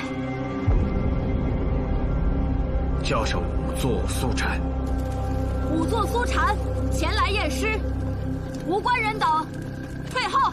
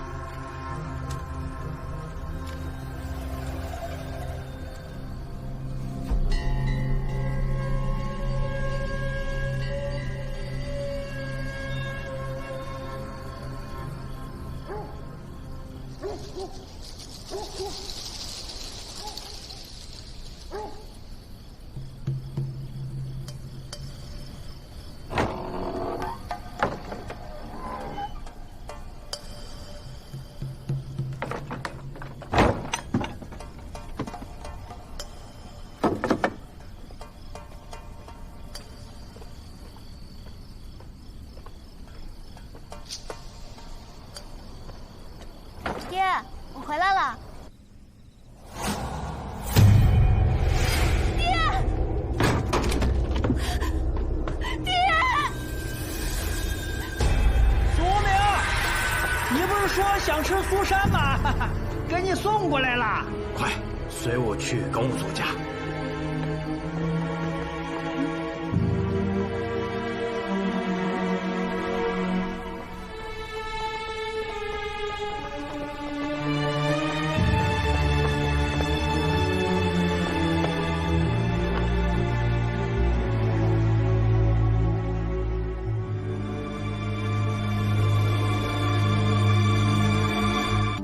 是谁先发现的尸体？是我。苏禅，人死不能复生，现在最重要的是找到凶手，以告慰耿老仵作在天之灵。无凶手？什么？你验过尸？我并未动过尸体，可我爹几日前曾教过我，他这是马钱子中毒之象，而马钱子正是我爹用来抵御创毒之痛的。我观现场并无打斗痕迹，故而推断，我爹是服用了过量的马钱子。这马钱子毒之前倒是听说过，还真没亲眼见过。这马钱子是一味药材，可以消肿止痛，但一般不多见，因为稍有不慎极易中毒，一旦中毒极其痛苦，头足相救，其势如弓，也像织布机，所以又叫千机药。中马钱子之毒者，起初无力，脖子发硬，继而肩部和大腿陷入痉挛，直至周身抽搐，最后全身蜷缩入弯弓，反复弯曲多次，其痛苦可谓人间之最。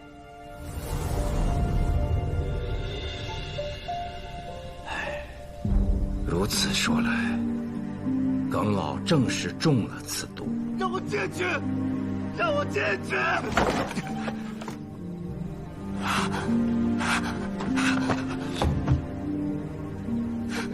师父！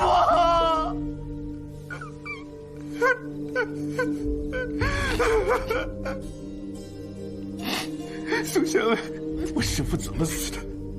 可有验尸？尚未验尸，疑似过量服用马钱子导致中毒而亡。不可能！我师父懂医术，知道马钱子是剧毒，怎么可能过量服用？有没有可能是因为太疼了，所以不想活了？人在一瞬间失去了活下去的勇气，这也是有的。你胡说！我师父一生历经磨难，什么事情没遇见过？怎么可能因为受不了创毒之痛自寻短见？这是干什么？二师兄，松手！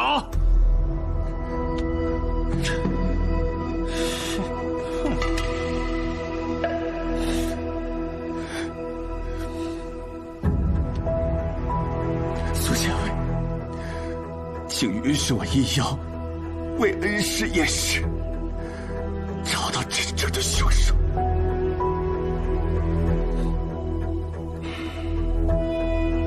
呀，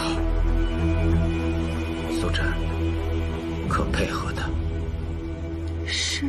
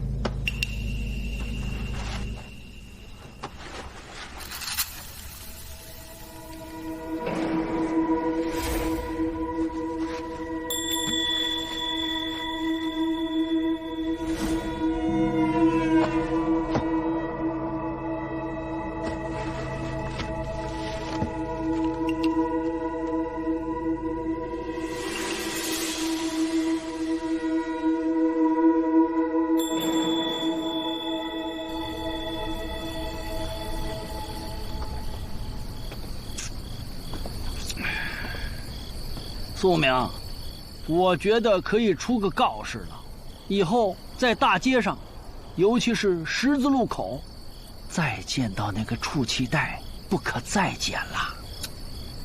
如此只会引起恐慌。乞丐所捡的出气袋中的6字，我看了很久，唯一仍确定的是，写字之人学习写字的时间应不久。师父。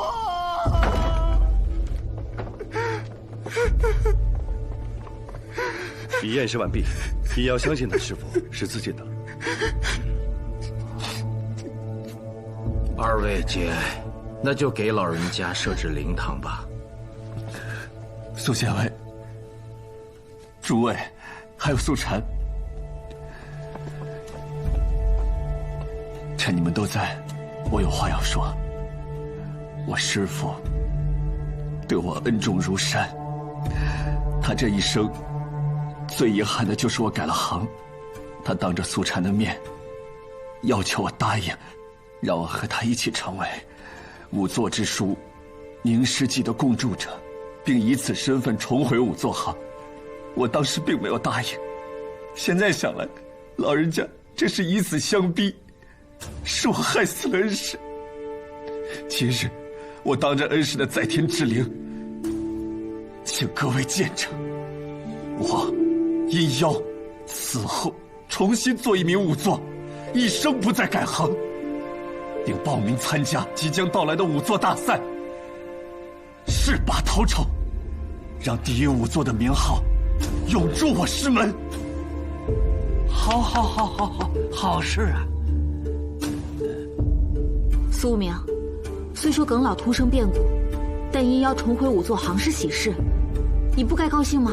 耿老不是跟你说过，以阴妖的天分，定能成为最好的仵作吗？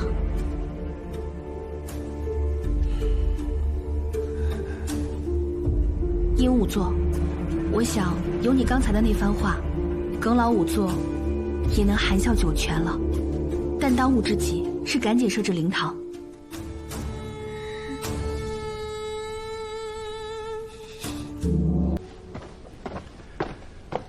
县尉，连续3起命案都没有抓到凶手，按规制当将案卷转送雍州府。不急，耿老的灵堂布置好了吗？布置好了，阴妖说算好了日子，今日就会下葬。今日就要下葬？樱桃，拿人。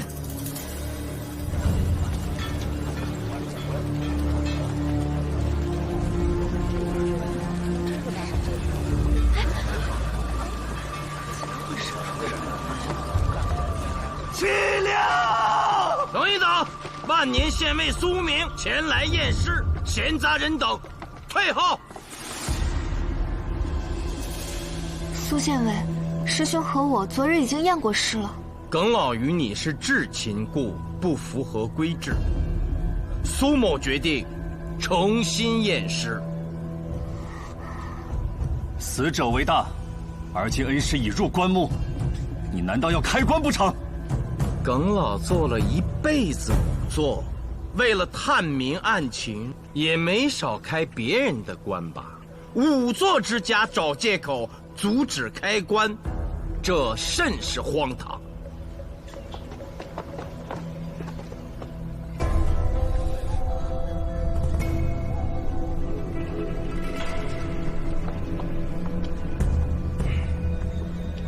你们都先出去，我要先祭拜耿老。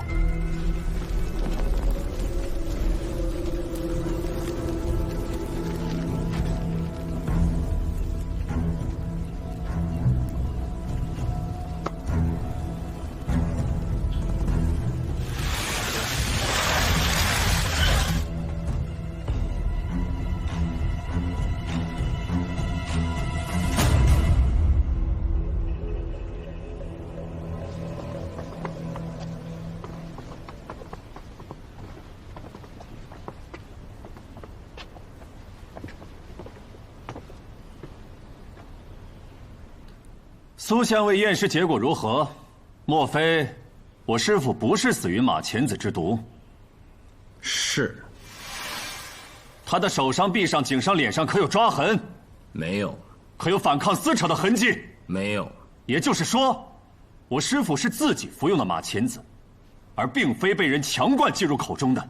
没错。那你开棺验尸验的是什么？这是对我恩师的大不敬！我要去告你！告我？你怕是没这机会了。我在耿老身上发现了这个。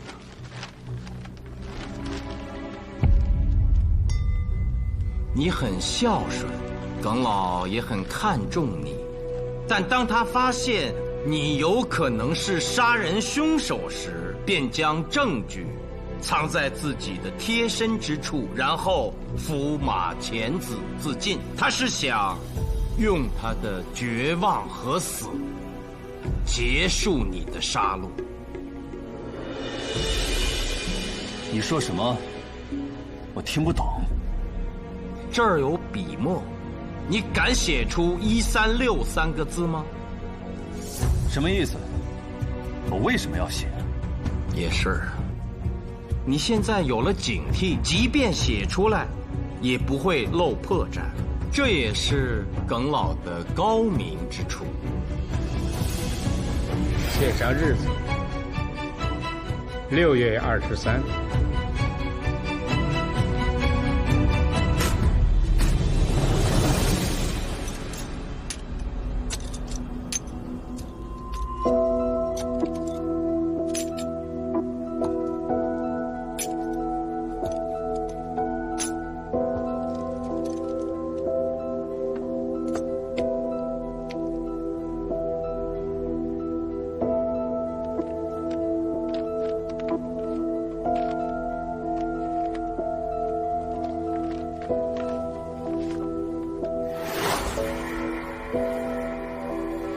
将弟子逐出师门，需要同门师兄弟签字，这一行规应无先例。耿老就是要看看你的笔体。怎么可能？我师父就是个仵作。他虽是仵作，却先于本官推断出董月之死终是在逃不了干系。喜君，对照出气袋中的纸条，验着文书上的字迹。是。一友，真的是你？为什么？究竟是一片孝心，还是怕我爹没命写不完宁诗记？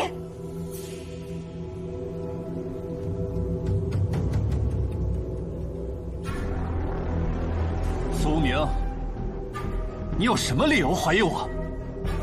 我是宁诗记的共著者，我要将宁诗记献给朝廷，我要成为青史留名的第一仵作。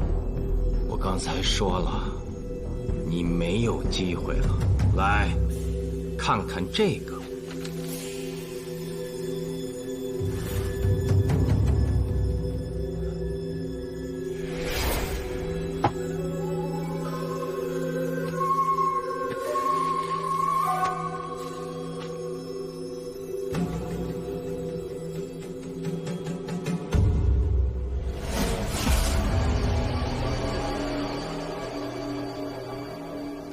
可能。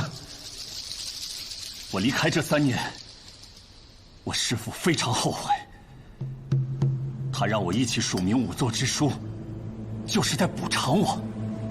那天他虽然说了一些恭维炼容师的话，但我知道，他心里想的，就是让我重回仵作行，光耀师门。耿老已经为仵作之书的最后一卷、最后一篇确定了名字：仵作不可杀人论。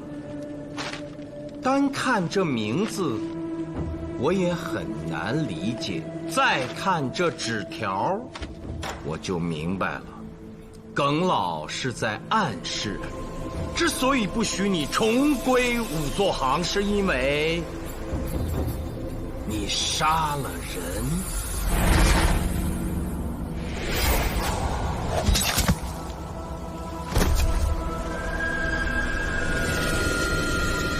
其实你早就露出了破绽。董月的徒弟死了，在他的尸体后，地上有一块四方形，没有血迹，这就是你所谓的炼容之礼吧？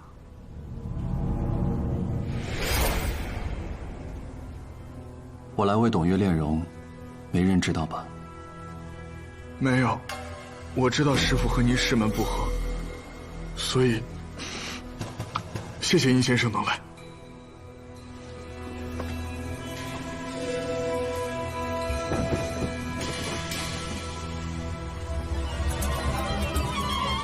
这是做什么？炼容之礼，死者应受之礼。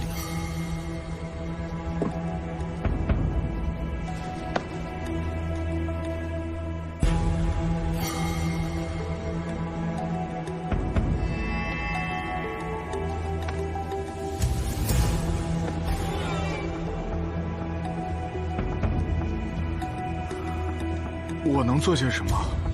站到我前面来，跟着我学。哦。面朝门外，为师父祈福。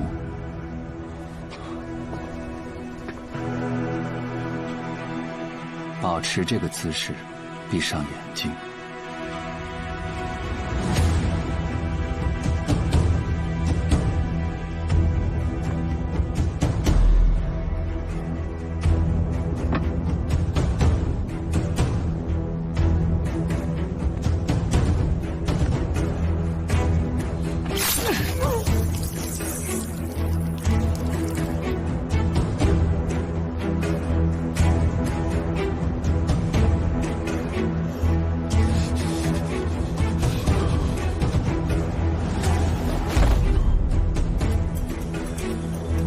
正值子时，应有更夫经过棺材铺，担心被发现，故仓皇逃走，并没来得及擦拭地上的血迹，便留下了证据。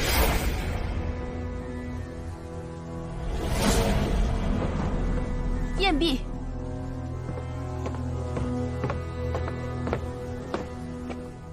这文书中署名阴妖的字迹，与出期袋中字条的字迹，均出于同一个人。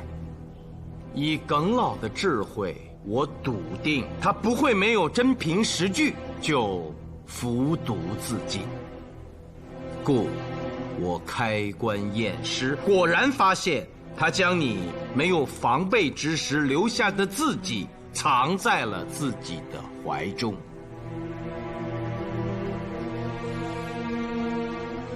我还是大意了，验尸时看见那文书，本想让他带走，埋于地下，便永远没人知道那借寿之人是我了。我以后写字也会改掉那该死的笔法。你做的这一切到底是为什么？子龙祥，他就收养了我，但我真不想是他收养我。他满脸沟壑，目光阴沉，整天和死人打交道。我好怕他。我想学读书写字，可他却让我学验尸。他还说仵作之学口口相传，不需要认字。可是后来他却教了苏晨读书，我心里很不情愿。但离开他，我又会饿死。后来，慢慢的，我喜欢上了和死人打交道。我发现我很有天分，他也一直在利用我的天分。与其说他是我的师傅，不如说我是他的半个师傅。因为开坑中功法是我第一个想出来的。3年前，他把这些写进凝石记，我意难平。他写进书里就变成他的了，我的一丝痕迹都不会被他留下。还有，刑部大理寺让他推荐仵作，他推荐的都是钟世载。他还说，钟世载能文能武，是个难得的全才。我更恨了。既如此，为何不教我读书写字，让我成个文武全才？3年来，你不仅学会了写字，从你用剑的力道上看，你还学会了武艺。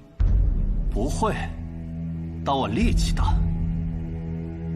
我每天晚上都在仇恨中拼命的猛刺、砍杀。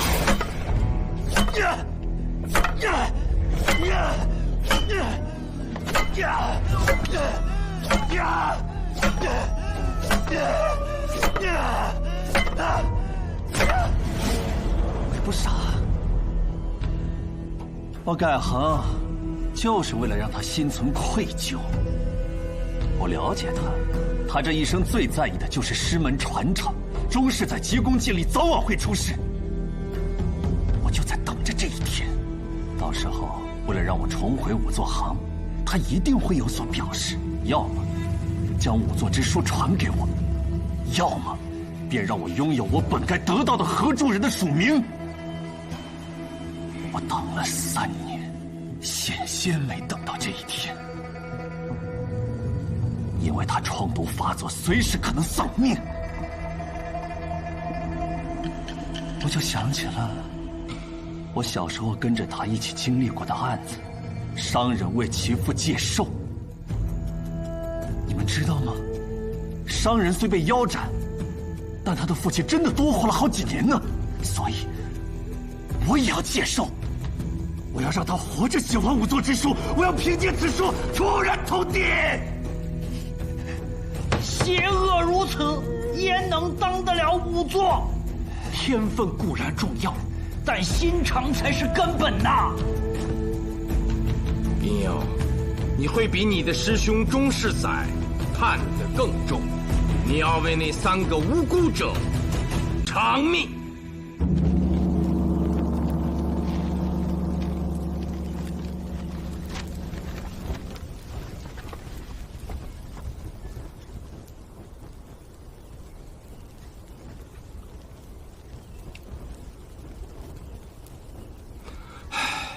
那天晚上，爹问过我。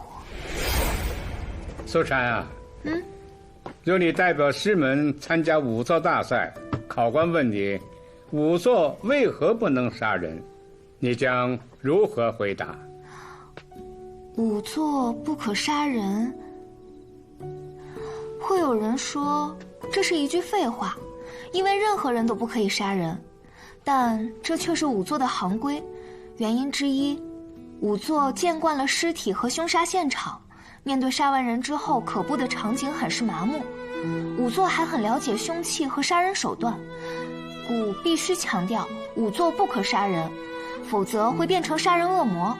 其二，若仵作杀人且又验尸，那真相将会被束之高阁。其三，仵作所为本就是还原真相、伸张正义，若仵作杀人，那人们将如何看待这一行？失去信任，人们将不再认为仵作与真相正义相关。故强调仵作不可杀人，这一行才可立于天地之间。说得好，说得好，爹就将你所说作为我这部《凝尸记》的尾篇。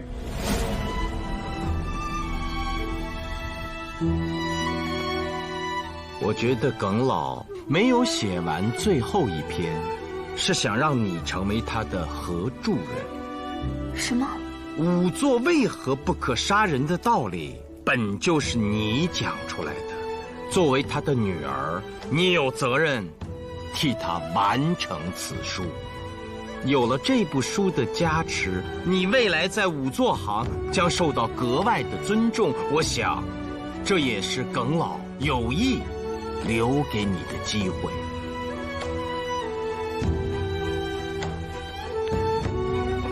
完成它吧，也许这部书会影响1000年，成为后世仵作入行的必读之物。